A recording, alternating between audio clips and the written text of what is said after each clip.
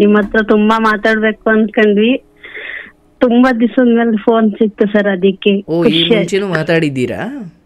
ಇಲ್ಲ ಸರ್, ಅಂದ್ರೆ ತುಂಬಾ ದಿನದಿಂದ ಟ್ರೈ ಮಾಡ್ತಿದ್ವಿ. ಎಲ್ಲಿಂದ ಫೋನ್ ಮಾಡ್ತಿರೋದು? Haasan district sir. ಹಾಸನ್ ನನ್ನ ಡಿಸ್ಟ್ರಿಕ್ಟ್. ಹೆಸರು ಹಾಸನ್ ಡಿಸ್ಟಿಕ್ ಏನ್ ಮಾಡ್ಕೊಂಡಿರೋದವ? ಸರ್ ಸದ್ಯಕ್ಕೆ ಮನೇಲಿದ್ದೀನಿ. ಕಾರ್ಯಕ್ರಮ ಯಾವಾಗ್ಲಿಂದ ನೋಡ್ತಿದ್ದೀರಿ? ಒಂದು 6 ತಿಂಗಳಿಂದ ನೋಡ್ತಿದ್ದೆ ಸರ್. ನಿಮ್ಮ ಹತ್ರ ಮಾತಾಡ್ಬೇಕು ಅಂತ ತುಂಬಾ ಪ್ರಯತ್ನ ಪಟ್ಟೆ. ನನ್ನ ಹೆಸರು ಮಂಜುಳಾ ಸರ್. ಹೇಳ್ತಾಯಿ. ಒಂದು ನತದೃಷ್ಟ ಹೆಣ್ಣು. ಏನಾಯ್ತವ? ಒಂದು ನತದೃಷ್ಟ ತಾಯಿ. ಅದೇ ಮಾತಾಡ್ಬೇಕಿತ್ತು. ಬೇಜಾರು ಮಾಡ್ಕೋಬೇಡ ತಾಯಿ, ಒಳ್ಳೇದಾಗಲಿ. ಮದ್ವೆ ವಿಷಯ ಸರ್. ಈಗ ಎಷ್ಟು ವರ್ಷ ನಿಮಗೆ? 49. ಅಂದ್ರೆ ನನ್ ಮದ್ವೆಲೂ ನಾನ್ ಫೇಲ್ಯೂರ್ ಅದೇ. ಮಗಳು ಮದ್ವೆಲೂ ಫೇಲ್ಯೂರ್ ಆದ್ರ? ಹೌದು ಸರ್. ನಿನ್ ಕತೆ ನನ್ಗೆ ನನ್ ತಾಯಿ ಇರ್ಲಿಲ್ಲ ನನ್ ಮದ್ವೆದಾಗ. ನನ್ ತಂದೆ ಇದ್ರು. ಎಷ್ಟು ವರ್ಷಕ್ಕೆ ಮದುವೆ ಆಯ್ತು? 21 ವರ್ಷಕ್ಕೆ. ತಂದೆ ಮನೆಯವರು ಮೋಸ ಮಾಡಿ ಮದ್ವೆ ಮಾಡಿದ್ರು. ಯಾವ ರೀತಿ ಮೋಸ? ಅಂದ್ರೆ ನಾನು ನಮ್ ತಂದೆ ರಿಲೇಟಿವ್ ಮನೆ ಬೆಂಗಳೂರಲ್ಲಿ ಗಾರ್ಮೆಂಟ್ಸ್ ಹೋಗ್ಕೊಂಡಿದ್ದೆ.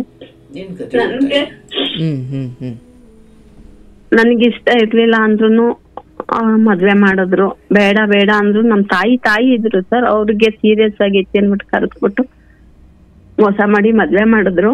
ಅಂದ್ರೆ ಆ ಮದುವೆ ನಿಮ್ಗೆ ಇಷ್ಟ ಇರ್ಲಿಲ್ಲ ಅನ್ನೋ ಕಾರಣಕ್ಕೆ ನೀವು ಅದನ್ನ ಮೋಸ ಅಂತಿದ್ದೀರಿ? ಇಷ್ಟ ಅಂತ ಅಂದ್ರೆ ಸರ್, ನಾನು ಇಂಥದ್ದೊಬ್ಬ ಬೇಡ, ನಾನು ಈಗಲೇ ಮದ್ವೆ ಅಂದ್ರೆ ಅವ್ರು ತೋರ್ಸ್ಕೊಬೇಕಿತ್ತು. ನಮ್ಮ ಅಣ್ಣನ ಮಕ್ಳಿಗೆ ತಾಯಿ ಇಲ್ಲ, ನಾವು ಮದ್ವೆ ಮಾಡ್ತಿದೀವಿ ಅಂತ ನಮ್ಮ ಅತ್ತೆಯವ್ರಿಗೆ ತೋರ್ಸ್ಕೋಬೇಕಿತ್ತು. ಅವರು ಜನದ ಮುಂದೆ ದೊಡ್ಡವರಾಗ್ಬೇಕಿತ್ತು. ನಮ್ಮ ತಂದೆ ಇದ್ರು, 2ನೇ ಮದ್ವೆ ಆಗಿದ್ರು ಅವರು. ನಾವ್ 3 ಜನ ಮಕ್ಳು, 2 ಗಂಡ್ ಮಕ್ಳು, ನಾನು ಒಬ್ಳೆ ಮಗ್ಳು. ಹಂಗಾಗಿ ಅವರು ಅಯ್ಯೋ ತಬ್ಲಿ ಮಕ್ಳು ಮದ್ವೆ ಮಾಡೋದ್ವಲ್ಲ ಅಂತ ತೋರ್ಸ್ಕೊಂಡ್ಬಿಕ್ಕಿತ್ತು ಅನ್ನೋ ದೃಷ್ಟಿಲಿ ಮದ್ವೆ ಮಾಡ್ತಿದ್ರು ಸರ್. ಅದು ನನ್ಗೆ ಅರ್ಥ ಆಯ್ತಿತ್ತು. ಬೇಡ ಅಂದ್ರು ಅವ್ರು ಕೇಳಲಿಲ್ಲ. ಅವ್ರು ತುಂಬಾ ಡ್ರಿಂಕ್ಸ್ ಮಾಡೋರು, ಮನೆ ಜವಾಬ್ದಾರಿ ಇರ್ಲಿಲ್ಲ. ಮೈಸೂರಿಗೆ ಕೊಟ್ಟು ಮದ್ವೆ ಮಾಡಿದ್ರು. ಪ್ರೆಗ್ನೆಂಟ್ ಆದ್ಮೇಲೆ ನಮ್ ತಾಯಿ ಮನೆ ಕಳ್ಸ್ಕೊಟ್ರು ಸರ್. ಅವ್ರು ಕರೀಲೇ ಇಲ್ಲ ನನ್ನನ್ನ. ಅವರೇ ಬಂದು ನಮ್ಮ ಮನೇಲಿ ಉಳ್ಕೊಂಡ್ರು, ನಮ್ ತಾಯಿ ಮನೇಲೆ. ಯಾರು? ನಮ್ ಯಜಮಾನ್ರು. ಅವ್ರ ಮನೆಗೆ ಯಾಕೆ ಹೋಗ್ಲಿಲ್ಲ ಸರ್? ಅಂದ್ರೆ ಅವರು 6 ಜನ ಗಂಡ್ ಮಕ್ಳು. ಅವ್ರಿಗಿದ್ದು ಒಂದೇ ಮನೆ. ಅವ್ರಿಗೆ ಅಂತ ಅಂದ್ರೆ ಅವ್ರ ಮನೇಲಿ ಅವ್ರಿಗೆ ಇಟ್ಕೊಳಕ್ ಇಷ್ಟ ಇಲ್ಲ. ಎಲ್ಲೋ ಗಂಡ್ ಮಕ್ಳು ಮದ್ವೆ ಮಾಡಿ ಬೇರೆ ಬೇರೆ ಕಳಿಸ್ಬಿಡ್ಬೇಕು. ನಮ್ಮ ಮಾವ ಇರ್ಲಿಲ್ಲ, ನಮ್ಮ ಅತ್ತೆ ಇದ್ರು. 6 ಜನ ಗಂಡ್ ಮಕ್ಳ. ನಮ್ಮ ಯಜಮಾನ್ರು 4ನೇವ್ರು. ಎಲ್ಲಾರು ಹೆಣ್ಮಕ್ಳು ಮನೇಲಿ ಅವ್ರವ್ರ ಮನೆಗೆ ಕಳ್ಸಿರೋದು. ನಮ್ಮ ಅತ್ತೆ ಯಾರು ಮನೇಲಿ ಇಟ್ಕೊಂಡಿಲ್ಲ. 3 ಜನ ಮಾತ್ರ ಇಟ್ಕೊಂಡವ್ರೆ, 3 ಜನ ಹೊರಗಡೆ ಇರ್ತವ್ರೆ. ಹಂಗಾಗಿ ನಾನು ಹೊರಗಡೆ ನಮ್ ತಾಯಿ ಮನೇಲೆ ಉಳ್ಕೊಂಡೆ ಸರ್. ಒಂದ್ ಪಾಪು ಆಯ್ತು. ಜೀವನ ಏನು ಅಂತ ಗೊತ್ತಿರ್ಲಿಲ್ಲ. ನಮ್ ತಂದೆನೂ ನೋಡ್ಕೊಳ್ಲಿಲ್ಲ, ನಮ್ ತಂದೆ ಮನೆ ಕಡೆಯವರು ನೋಡ್ಕೊಳ್ಲಿಲ್ಲ. ಅಣ್ಣ ಒಬ್ರು ಡ್ರೈವರ್ ಆಗಿದ್ರು, ಅವ್ರೊಂದ್ ಸ್ವಲ್ಪ ನೋಡ್ಕೊತಿದ್ರು. ತಮ್ಮ ಮನೇಲೇ ಇದ್ದ, ನಾನು ಮನೇಲೇ ಇದ್ದೆ. ನಮ್ಮ ಯಜಮಾನ್ರು 1 ತಿಂಗಳು ನಮ್ ಜೊತೆ ಇದ್ರೆ 6 ತಿಂಗಳು ಮೈಸೂರಲ್ಲಿ ಇರ್ತಿದ್ರು ಸರ್. ಮೈಸೂರಲ್ಲಿ ಏನ್ ಮಾಡ್ತಿದ್ರು? ಹೋಗೋರು ಅವ್ರ ಅಣ್ಣನ ಮನೆ, ಅವ್ರ ತಾಯಿ ಹತ್ರ, ಅವ್ರ ಚಿಕ್ಕಪ್ಪನ ಮನೆ. ಅವರು ಇಲ್ಲಿ ತಿರ್ಕೊಂಡಿದ್ರು, ಜವಾಬ್ದಾರಿ ಇರ್ಲಿಲ್ಲ. ಅಂದ್ರೆ ಕೆಲ್ಸ ಮಾಡ್ತಿರ್ಲಿಲ್ಲ ಅಂತ? ಗಾರೆ ಕೆಲ್ಸ ಮಾಡ್ತಿದ್ರು ಸರ್. ಅಂದ್ರೆ ಅವ್ರಿಗೆ ಒಂತನಿಲ್ಲ, ನೆಲೆ ಇಲ್ಲ ಅವರಿಗೆ. ಹಾಗಾಗಿ ಜವಾಬ್ದಾರಿ ಇರ್ಲಿಲ್ಲ. ನಮ್ಮ ಹತ್ರ ಒಂದ್ಸರಿ ಪಾಪು ಹುಷಾರಿಲ್ದಾಗ ಮನೆ ಬಿಟ್ಟು ಹೋದರು. 1.5 ವರ್ಷ ಆದ್ರೂ ಬರ್ಲೇ ಇಲ್ಲ ಸರ್ ಅವ್ರ ಮನೆಗೆ, ನಮ್ಮ ಮನೆಗೆ. ಅಂದ್ರೆ ಮದ್ವೆ ಆಗಿ ಎಷ್ಟು ವರ್ಷ ಆದಾಗ ಅದು? ನನಗೆ ಮದ್ವೆ ಆಗಿ 1 ವರ್ಷಕ್ಕೆ ಪಾಪು ಹುಟ್ಟಿದ್ಲು. ಪಾಪುಗ್ 5 ತಿಂಗಳು ಅಂದಾಗ ಪಾಪುಗ್ ಹುಷಾರಿಲ್ದಂಗ ಆಯ್ತು. ಅಂದ್ರೆ ಬಾಣಿತನ ಯಾರು ಮಾಡ್ಲಿಲ್ಲ, ನಾನೇ ಎಲ್ಲ ಮಾಡ್ಕೊಳ್ಳೋದ್ರಿಂದ ಪಾಪುಗ್ ಹುಷಾರಿಲ್ದಂಗ ಆಯ್ತು. ಅಡ್ಮಿಟ್ ಮಾಡಿದ್ವಿ ಹಾಸನಲ್ಲಿ. ಅವಾಗ ಅವ್ರು ಖರ್ಚು ಮಾಡ್ಬೇಕಾಗುತ್ತೆ ಅಂತ ಹೋದವ್ರು 1.5 ವರ್ಷ ಪಾಪುನಲ್ಲಿ ಬಂದಿದ್ದವ್ರು. ಮಗುವಾಗ ಉಳ್ಕೊಳ್ತು, ಏನು ಸಮಸ್ಯೆ ಇಲ್ಲ? ಏನಿಲ್ಲ ಸರ್.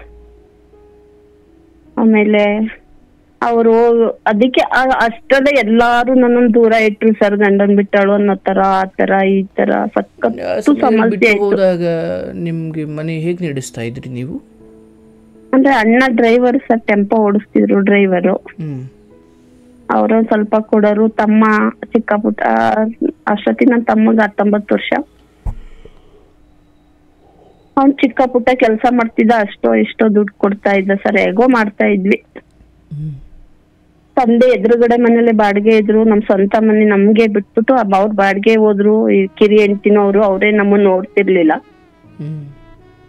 ಹಿಂಗಾಗಿ ಪಾಪು 1.5 ವರ್ಷ ಬಿಟ್ಟು ಬಂದಾಗ ಮತ್ತೆ ಇಲ್ಲಿ ಪಾಪು ಆಗುತ್ತೋ ಅಂತ ನಮ್ಮ ಅಪ್ಪನ ಸಂಬಂಧಿಕರೆಲ್ಲ ತುಂಬಾ ಮಾತಾಡಿದ್ರು ಸರ್. ಅವಾಗ ನಾನೇ ಒಂದ್ ಪಾಪುಗೆ ಆಪರೇಷನ್ ಮಾಡಿಸ್ಕೊಂಡೆ. 5 ವರ್ಷದವರೆಗೂ ತುಂಬಾ ಕಷ್ಟಪಟ್ಟು ಸಾಕ್ತಿ ಅವಳನ್ನ. ಅವಳಿಗೆ 6 ವರ್ಷ ಇದ್ದಾಗ ಅವಳು ಸ್ಕೂಲಿಗೆ ಸೇರಿಸ್ದೆ ನಾನು. ಅವಾಗ ಬಿಸಿ ಊಟ ಬರ್ತಲ್ಲ ಸರ್ ಸ್ಕೂಲ್, ಗೌರ್ಮೆಂಟ್ ಸ್ಕೂಲಿಗೆ, ನಾನ್ ಕೆಲ್ಸಕ್ಕೆ ಸೇರ್ಕೊಂಡೆ. ಅಲ್ಲಿಂದ B.Com ಮುಗಿಸೋವರೆಗೂ ತುಂಬಾ ಕಷ್ಟಪಟ್ಟು ಓದಿಸ್ದೆ ಸರ್. ಆದ್ರೆ ಕಷ್ಟಪಟ್ಟು ಓದಿಸಿದ್ಕೆ ಆ ಸಮಯದಲ್ಲಿ ನಿಮ್ ಜೊತೆ ಇರ್ಲಿಲ್ಲ? ಅದೇ ಅವ್ರು 6 ತಿಂಗಳು ನಮ್ ಜೊತೆ ಇದ್ರೆ 1 ವರ್ಷ ಮೈಸೂರಲ್ಲಿ ಮಾಡ್ತಿದ್ದಾನೆ, ಬರ್ತಿದ್ದಾನೆ, ಹೋಗ್ತಿದ್ದಾನೆ. ಇದನ್ನ ಸರಿ ಮಾಡೋಣ ಅಂತ ದೊಡ್ಡವ್ರು ಯಾರು ಇರ್ಲಿಲ್ವಾ? ಇಲ್ಲ ಸರ್. ಅಂದ್ರೆ ತಂದೆ 2ನೇ ಮದ್ವೆ ಆಗಿ ಅವ್ರು ನಮ್ಮ ಹತ್ರ ಮಾತೇ ಬಿಟ್ರು. ಆಮೇಲೆ ನನ್ ಪಾಪುಗ 5 ವರ್ಷ ಇದ್ದಾಗ ನಮ್ಮ ಅಣ್ಣ ನನ್ನ ತಮ್ಮ ಇಬ್ರು ಮದ್ವೆ ಆದ್ರು. ಅವರು ನಮ್ಗ ಯಾರು ಅವ್ರ ಬಗ್ಗೆ ತಲೆ ಕೆಡಿಸ್ಕೊಳ್ಳಿಲ್ಲ ಸರ್. ಬರ್ತಾರ ಬರ್ಲಿ, ಓದ್ತಾರ ಹೋಗ್ಲಿ ಅಂತ ಅವರು ಅನ್ಕೊಳ್ಳೋರು. ಅವ್ರ ಮದ್ವೆಗೆ ಅವ್ರವ್ರು ಬೇರೆ ಬೇರೆ ಹೋದ್ರು. ನನ್ನ ತಾಯಿ ಮನೆ ಇದ್ನಲ್ಲ ಅಲ್ಲೇ ಉಳ್ಕೊಂಡೆ. ಅವ್ರು ಯಾವಾಗ್ಲೋ ಬಂದಾಗ 100 ರೂಪಾಯಿ, 50 ರೂಪಾಯಿ, 500 ರೂಪಾಯಿ ಕೊಡೋರು ಅಣ್ಣ ತಮ್ಮ. ಕಷ್ಟ ಅಂತ ಹೇಳಿ ಏನಾದ್ರು ಹಿಂಗ್ ಹೊಡೆದ್ರು, ಅಕಸ್ಮಾತ್ ಅವ್ರು ಬಂದಾಗ ಹೊಡೆದ್ರು ಅಂತ ಕೇಳಿದ್ರೆ ಸರಿ ಬಿಡು ಹಂಗೆ ಹಿಂಗೆ ಅನ್ಬಿಟ್ಟು ಒಟ್ನಲ್ಲಿ ನಮ್ ಸಂಬಂಧ ಸರಿ ಮಾಡ್ಸಕ್ ನನ್ ಗಂಡನ್ ಮನೆಯವರು ಪ್ರಯತ್ನ ಪಡ್ಲಿಲ್ಲ, ನಮ್ಮ ಅಪ್ಪನ ಮನೆಯವರು ಪ್ರಯತ್ನ ಪಡ್ಲಿಲ್ಲ ಸರ್. ಹಾಗಾಗಿ ಹಂಗೆ ಅದೇ ಜೀವನ. ಈಗ ಅಂದ್ರೆ 4 ಜನ ತರ ಬದುಕ್ಲಿಲ್ಲ, 4 ಜನ ತರ ದುಡಿಲಿಲ್ಲ, 4 ಜನ ಮುಂದೆ ನಿಲ್ಲಿಲ್ಲ ಅನ್ನೋ ತರ ಬದುಕುದ್ವಿ. ಮಗಳು ಹಾಸನಲ್ಲಿ AVK ಕಾಲೇಜಲ್ಲಿ B.Com ಮಾಡಿಸ್ದೆ ಸರ್. ಅದನ್ನ ಕೆಲ್ಸಕ್ಕೆ ಹೋದ್ರೆ ಶನಿವಾರ ಭಾನುವಾರ ರಜೆ ಇರೋದಲ್ಲ, ಅವಾಗ್ಲೂ ನಾನು ಕೂಲಿ ಕೆಲ್ಸಕ್ಕೆ ಹೋಗ್ತಾ ಇದ್ದೆ. B.Com ಮಾಡಿದಾಗ ಲಾಸ್ಟ್ ಇಯರ್ ಅಲ್ಲಿ ಒಂದಿನ ಯಾರೋ ಮನೆಗೆ ಇಲ್ಲಿ ಪರಿಚಯ ಇದ್ದಾರ ಮನೆಗೆ ಕೆಲ್ಸಕ್ಕೆ ಹೋಗಿದ್ದೆ ಸರ್, ಹೊಲದ ಕೆಲ್ಸಕ್ಕೆ. ಯಾರೋ ಹಿಂಗೆ ಅವ್ರ ರಿಸಲ್ಟ್ ಬರತ್ತದಿಲ್ ಮಾತಾಡ್ತಿದ್ರು. ಮಾತಾಡ್ಬೇಕಾರೆ ಹುಡ್ಗಿ ಐತೆ ಹಿಂಗೆ ಅನ್ಬಿಟ್ಟು ಒಬ್ರು ಹೇಳಿದ್ರು ಸರ್, ಒಂದ್ ಸಂಬಂಧ ಇದೆ ಮದ್ವೆ ಮಾಡಿ ಅಂತ. ಸಂಬಂಧ ತೋರಿಸ್ತಾರು, ತುಂಬಾ ಹತ್ರದಾರೆ. ಸಂಬಂಧ ತೋರ್ಸಿದ್ರು ಸರ್. ಇಲ್ಲ ನಾನು M.Com ಅವಳಿಗೆ M.Com ಮಾಡಿ ಯಾಕೋ ಇದು ಅಕೌಂಟ್ ಆಗ್ಬೇಕು ಅಂತ ತುಂಬಾ ಆಸೆ ಇತ್ತು ಸರ್. M.Com ಮಾಡ್ಸು ಸಾಕು, ನಾನು ಲೋನ್ ತಗೊಂಡು ಅದೇ ಅಟೆಂಡೆಂಟ್ ಆಗ್ಬೇಕು ಅಂತ ತುಂಬಾ ಆಸೆ ಇತ್ತು ನನ್ ಮಗಳಿಗೆ. ಅವ್ರು ಹೇಳಿದ್ರು ಇಲ್ಲ ಹುಡ್ಗ ಇಂಜಿನಿಯರ್, ಗೌರ್ಮೆಂಟ್ ಇಂಜಿನಿಯರು, ಒಬ್ನೇ ಮಗ, ತುಂಬಾ ಚೆನ್ನಾಗಿದ್ದಾರೆ, ಅವರೇ ಓದಿಸ್ಕೊತಾರೆ ಕೊಡಿ ಅಂತ ಅಂದ್ರು. ನನ್ ಅಷ್ಟೊತ್ತಿಗೆ ನಮ್ಮ ಅಣ್ಣ ತೀರೋಗಿದ್ರು. ನನ್ ತಮ್ಮ. ನಿಮ್ಮ ಅಣ್ಣಂಗೆ ಏನಾಗಿತ್ತು ಸರ್? ಅದು ಆಕ್ಸಿಡೆಂಟ್, ಬೆಂಗಳೂರಿಂದ ಬರ್ಬೇಕಾದ್ರೆ ಆಕ್ಸಿಡೆಂಟ್ ಆಯ್ತು ಅಂದ್ರು. ಅಂದ್ರೆ ಯಾರು ಡ್ರೈವರ್ ಅಂತ ಹೇಳ್ತಿದ್ರಲ್ಲ ಅವರು? ಅವರು ಸರ್. ಅವರು ಬರ್ಬೇಕಾದ್ರೆ ಬಸ್ಸಿಗೆ ಕುಣಿಗಲ್ ಸೇತುವೆ ಹತ್ರ ಆಕ್ಸಿಡೆಂಟ್ ಆಗಿತ್ತು. ಕುಣಿಗಲ್ ಸೇತುವೆ ಇದೆ ಸರ್ ಅಲ್ಲಿ. ಅಲ್ಲಿ ಸೇತುವೆ ಹತ್ರ ಆಕ್ಸಿಡೆಂಟ್ ಆಗಿ ಡ್ರೈವರ್, ಕಂಡಕ್ಟರ್, ನಮ್ಮ ಅಣ್ಣನು ಒಂದ್ ಕಂಪ್ನಿ ಕೆಲಸ ಮಾಡ್ತಿದ್ರು, ಡ್ರೈವರ್ ಕೆಲಸನೇ. ನೈಟ್ ಬರ್ಬೇಕಾರೆ ಆ ಗಾಡಿ ಕೆಟ್ಟೋಗಿ ನಿಂತಿತ್ತಂತೆ. ಜನ ಎಲ್ಲ ಇಳ್ದು ಬೇರೆ ಬಸ್ಸಿಗೆ ಹತ್ತಿದ್ರು. ನಮ್ಮ ಅಣ್ಣ ಡ್ರೈವರೇ ಅವರೇ ಅಲ್ವಾ ಸರ್, ಅವ್ರ ಜೊತೆ ಮಾತಾಡ್ಕೊಂಡು ಅಲ್ಲೇ ಕೂತಿದ್ದಾರೆ. ಬೇರೆ ಗಾಡಿ ಬಂದು 3 ಜನನು ಹೊಡ್ಸ್ಕೊಂಡು ಹೋಗಿತ್ತು ಸರ್. ರೋಡಲ್ಲಿ ರಿಪೇರಿ ಮಾಡ್ತಾ ಕೂತಿದ್ರಂತೆ. ಹಾಸನ್ ಗಾಡಿ ಬೆಂಗ್ಳೂರ್ಗ್ ಹೋಗಿದ್ದು, ಆ ಕಡೆಯಿಂದ ಲಗೇಜ್ ಟಾಟಾ AC ಇರುತ್ತಲ್ಲ ಸರ್, ಅದ್ ಬರ್ಬೇಕಾದ್ರೆ ರಾಶಿಯಾಗಿ ಬರ್ಬೇಕಾದ್ರೆ 3 ಜನನು ಸ್ಪಾಟ್ ಔಟ್ ಆಗಿದ್ರು. ನಿಮಗೆ ಗೊತ್ತಾಯ್ತು ಸರ್ ಅದ್ರಲ್ಲಿ ಅವ್ರ ಫೋನ್ ನಂಬರ್ ಅಲ್ಲಿ ನನ್ನ ಹೆಸರು ಫಸ್ಟ್ ಇತ್ತಲ್ಲ. ಫೋನ್ ಅವತ್ತು 2 ದಿನ ಆಯ್ತನ ಮಾಡಿದ್ರು. ಆ ಕಂಪ್ನಿಲಿ ಫೋನ್ ತಗೊಂಡ್ ಚೆಕ್ಅಪ್ ಮಾಡಿದಾಗ ನನ್ನ ನಂಬರ್ ಸಿಕ್ಕಿತ್ತು ಅಂತ ಫಸ್ಟ್ ನನ್ಗೆ ಗೊತ್ತಾಗಿದ್ದು ಸರ್, ನಮ್ಮ ಅಣ್ಣ ತೀರೋಗಿದ್ದಾರೆ ಅಂತ. ಆಗ ಅಲ್ಪ ಸ್ವಲ್ಪ ಟಚ್ ಅಲ್ಲಿ ಇದ್ರು ನಮ್ಮ ಅಣ್ಣ. ಏನ್ ಹೇಳಿದ್ರು ಕಡೆಯಲ್ಲಿ ಅವ್ರು ನಿಮಗೆ? ಯಾರು ಸರ್? ನಮ್ಮ ಅಣ್ಣನ ಅಂತ ಅಂದ್ರೆ ಸ್ವಲ್ಪ ಫ್ಯಾಮಿಲಿ ವಿಷಯ ಇತ್ತು. ಅವರು ಅಷ್ಟಕ್ಕಷ್ಟೇ ಮಾತಾಡ್ತಿದ್ರು. ಅವ್ರ ಹೆಂಡತಿ ಹೇಳ್ದಂಗೆ ಎಲ್ಲ ಕೇಳ್ತಾ ಇದ್ರು. ಅಂದ್ರೆ ಮೊದಲಿನಷ್ಟು ನಿಮ್ ಮೇಲೆ ಕಾಳಜಿ ಅಥವಾ ಅಷ್ಟೇನಿರ್ಲಿಲ್ಲ ಅಂತ? ಇಲ್ಲ ಸರ್, ಅದು ದುಡ್ಡಿನ ವಿಷಯಕ್ಕೆ ಅಂತಂದ್ರೆ ನಾನು ಕೆಲ್ಸಕ್ಕೆ ಸೇರ್ಕೊಂಡ್ನಲ್ಲ. ಕೆಲ್ಸಕ್ಕೆ ಸೇರ್ಕೊಂಡಾಗ ನನಗೆ 650 ರೂಪಾಯಿ ಸಂಬಳ ಬರ್ತಾ ಇತ್ತು ತಿಂಗಳಿಗೆ.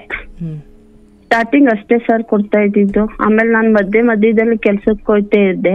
ಅಂದ್ರೆ ಆಗ ನನ್ ಮಗಳು ಗೌರ್ಮೆಂಟ್ ಸ್ಕೂಲಲ್ಲಿ ಓದ್ತಾ ಇದ್ಲು. ಆಗ ಖರ್ಚು ಅಷ್ಟು ಬರ್ತಾ ಇರ್ಲಿಲ್ಲ. ಹಂಗಾಗಿ ನಾನು ತಿಂಗಳಿಗೆ 500 ರೂಪಾಯಿ ಚೀಟಿ ಹಾಕದ್ ಮಾಡ್ಕೊಂಡಿದ್ದೆ. ಸ್ಕೂಲಲ್ಲಿ ಸ್ವಲ್ಪ ಊಟ ತರೋದು, ಊಟ ಮಾಡೋದು, ಅದನ್ನ ಉಳ್ಸೋದು, ಸ್ವಲ್ಪ ನನ್ ಮಗಳು ಮುಂದೆ ಎಜುಕೇಶನ್ ಬೇಕಾಗುತ್ತೆ ಅಂತ. ನಮ್ಮ ಯಜಮಾನ್ರು ಇದ್ದಾಗ ಅವ್ರೊಂದ್ 500 ರೂಪಾಯಿ ಕೊಟ್ರೆ ನಾನು 200 ರೂಪಾಯಿ ಉಳಿಸ್ತಿದ್ದೆ ಸರ್. ಆ ತರ ಜೀವನ ಮಾಡ್ಕೊಂತ ಇದ್ದೆ. ಒಳ್ಳೆ ಬಟ್ಟೆ ಆಗ್ತಿರ್ಲಿಲ್ಲ, ಒಳ್ಳೇದ್ ನನ್ ಮಗ್ಳಿಗೆ ಏನು ಮಾಡ್ತಿರ್ಲಿಲ್ಲ. ಅಂದ್ರೆ ಉಳಿಸಿ ನನ್ ಮಗಳ ಲೈಫಿಗೆ ಆಗುತ್ತೆ ಅನ್ಕೊಂಡು ನಮ್ಮ ತಮ್ಮನ ಹತ್ರ ಚೀಟಿ ಆಗ್ತಾ ಇದ್ದೆ. ನನ್ ಮಗಳು ಇದಕ್ ಬರೋಷ್ಟೊತ್ತಿಗೆ ಸೆಕೆಂಡ್ PUC ಅಷ್ಟಕ್ಕೆ ನಮ್ಮ ಅಣ್ಣ ತೀರೋದ್ರು. ಅವ್ರೊಂದ್ ಸ್ವಲ್ಪ ದುಡ್ಡು ಕೊಡ್ಬೇಕಾಗಿತ್ತು, ನಮ್ಮ ಅತ್ತಿಗೆ ಕೊಡ್ಲಿಲ್ಲ. ಅದು ಇಶ್ಯೂ ಆಗಿ ಅವರು ಮಾತಾಡೋದ್ ಬಿಟ್ರು ನಮ್ಮ ಅಣ್ಣ ಸತ್ ಮೇಲೆ. ತಮ್ಮ ಚೆನ್ನಾಗಿದ್ದ ಸರ್. ಅಷ್ಟೊತ್ತಿಗೆ ನನ್ ಮಗಳು PUC ಬರೋಷ್ಟೊತ್ತಿಗೆ ನನಗೆ 2000 ಚಿಲ್ಲರೆ ಸಂಬಳ ಆಗಿತ್ತು. ತಿಂಗಳಿಗೆ 1500 ಇದ್ ಮಾಡಕ್ ಇದು ಚೀಟಿ ಕಟ್ಟಕ್ ಶುರು ಮಾಡ್ದೆ ಸರ್. ಹಂಗೆ ಚೀಟಿ ಹಾಕೊಂಡ್ ಎಲ್ಲಾ ದುಡ್ಡುನು ಅವ್ರ ಹತ್ರನೇ ಬಿಡ್ತಾ ಇದ್ದೆ ಸರ್. ಇಸ್ಕೊಂತಿರ್ಲಿಲ್ಲ ಚೀಟಿ ಮುಗ್ದ್ರೆ. ಅಂದ್ರೆ ಅವ್ರು ಹೇಳ್ತಿದ್ದು, ನಿನ್ ಮಗ್ಳು ಫುಲ್ ಮದ್ವೆ ನಾನೇ ಮಾಡ್ತೀನಿ, ತಲೆ ಕೆಡ್ಸ್ಕೊಂಬೇಡ ಅಂತ ಹೇಳೋರು. ಹಂಗಾಗಿ ಚೀಟಿ ದುಡ್ಡೆಲ್ಲ ಅವ್ರ ಹತ್ರನೇ ಬಿಡ್ತಾ ಇದೆ ಸರ್. ಚಿಕ್ಕ ಬುಟ್ಟ ಮಧ್ಯದಲ್ಲಿ ಕೆಲ್ಸಕ್ಕೆ ಹೋಗಿ ಗೌರ್ಮೆಂಟ್ ಸ್ಕೂಲ್ ರಜಾ ಇದ್ದಾಗ ಕೆಲ್ಸಕ್ಕೆ ಹೋಗ್ತಿದ್ನಲ್ಲ, ಆ ದುಡ್ಡಲ್ಲಿ ಮನೆ ಹೆಂಗೋ ಮೇಂಟೈನ್ ಮಾಡ್ಕೊಂತ ಇದ್ದೆ. ಏನ್ ಕೆಲ್ಸಕ್ಕೆ ಹೋಗ್ತಿದ್ರಿ ಸರ್? ಹೊಲದ್ದು ಜೋಳ ಮುರಿಯೋದು, ಜೋಳ ಹಾಕೋದು, ಕಳೆ ಕೀಳೋದು, ಶುಂಠಿ ಕೀಳೋದು. ಅವಾಗ ದಿನಗೂಲಿ ಅಂತ ಏನ್ ಕೊಡ್ತಿದ್ರು ಅದರಲ್ಲಿ?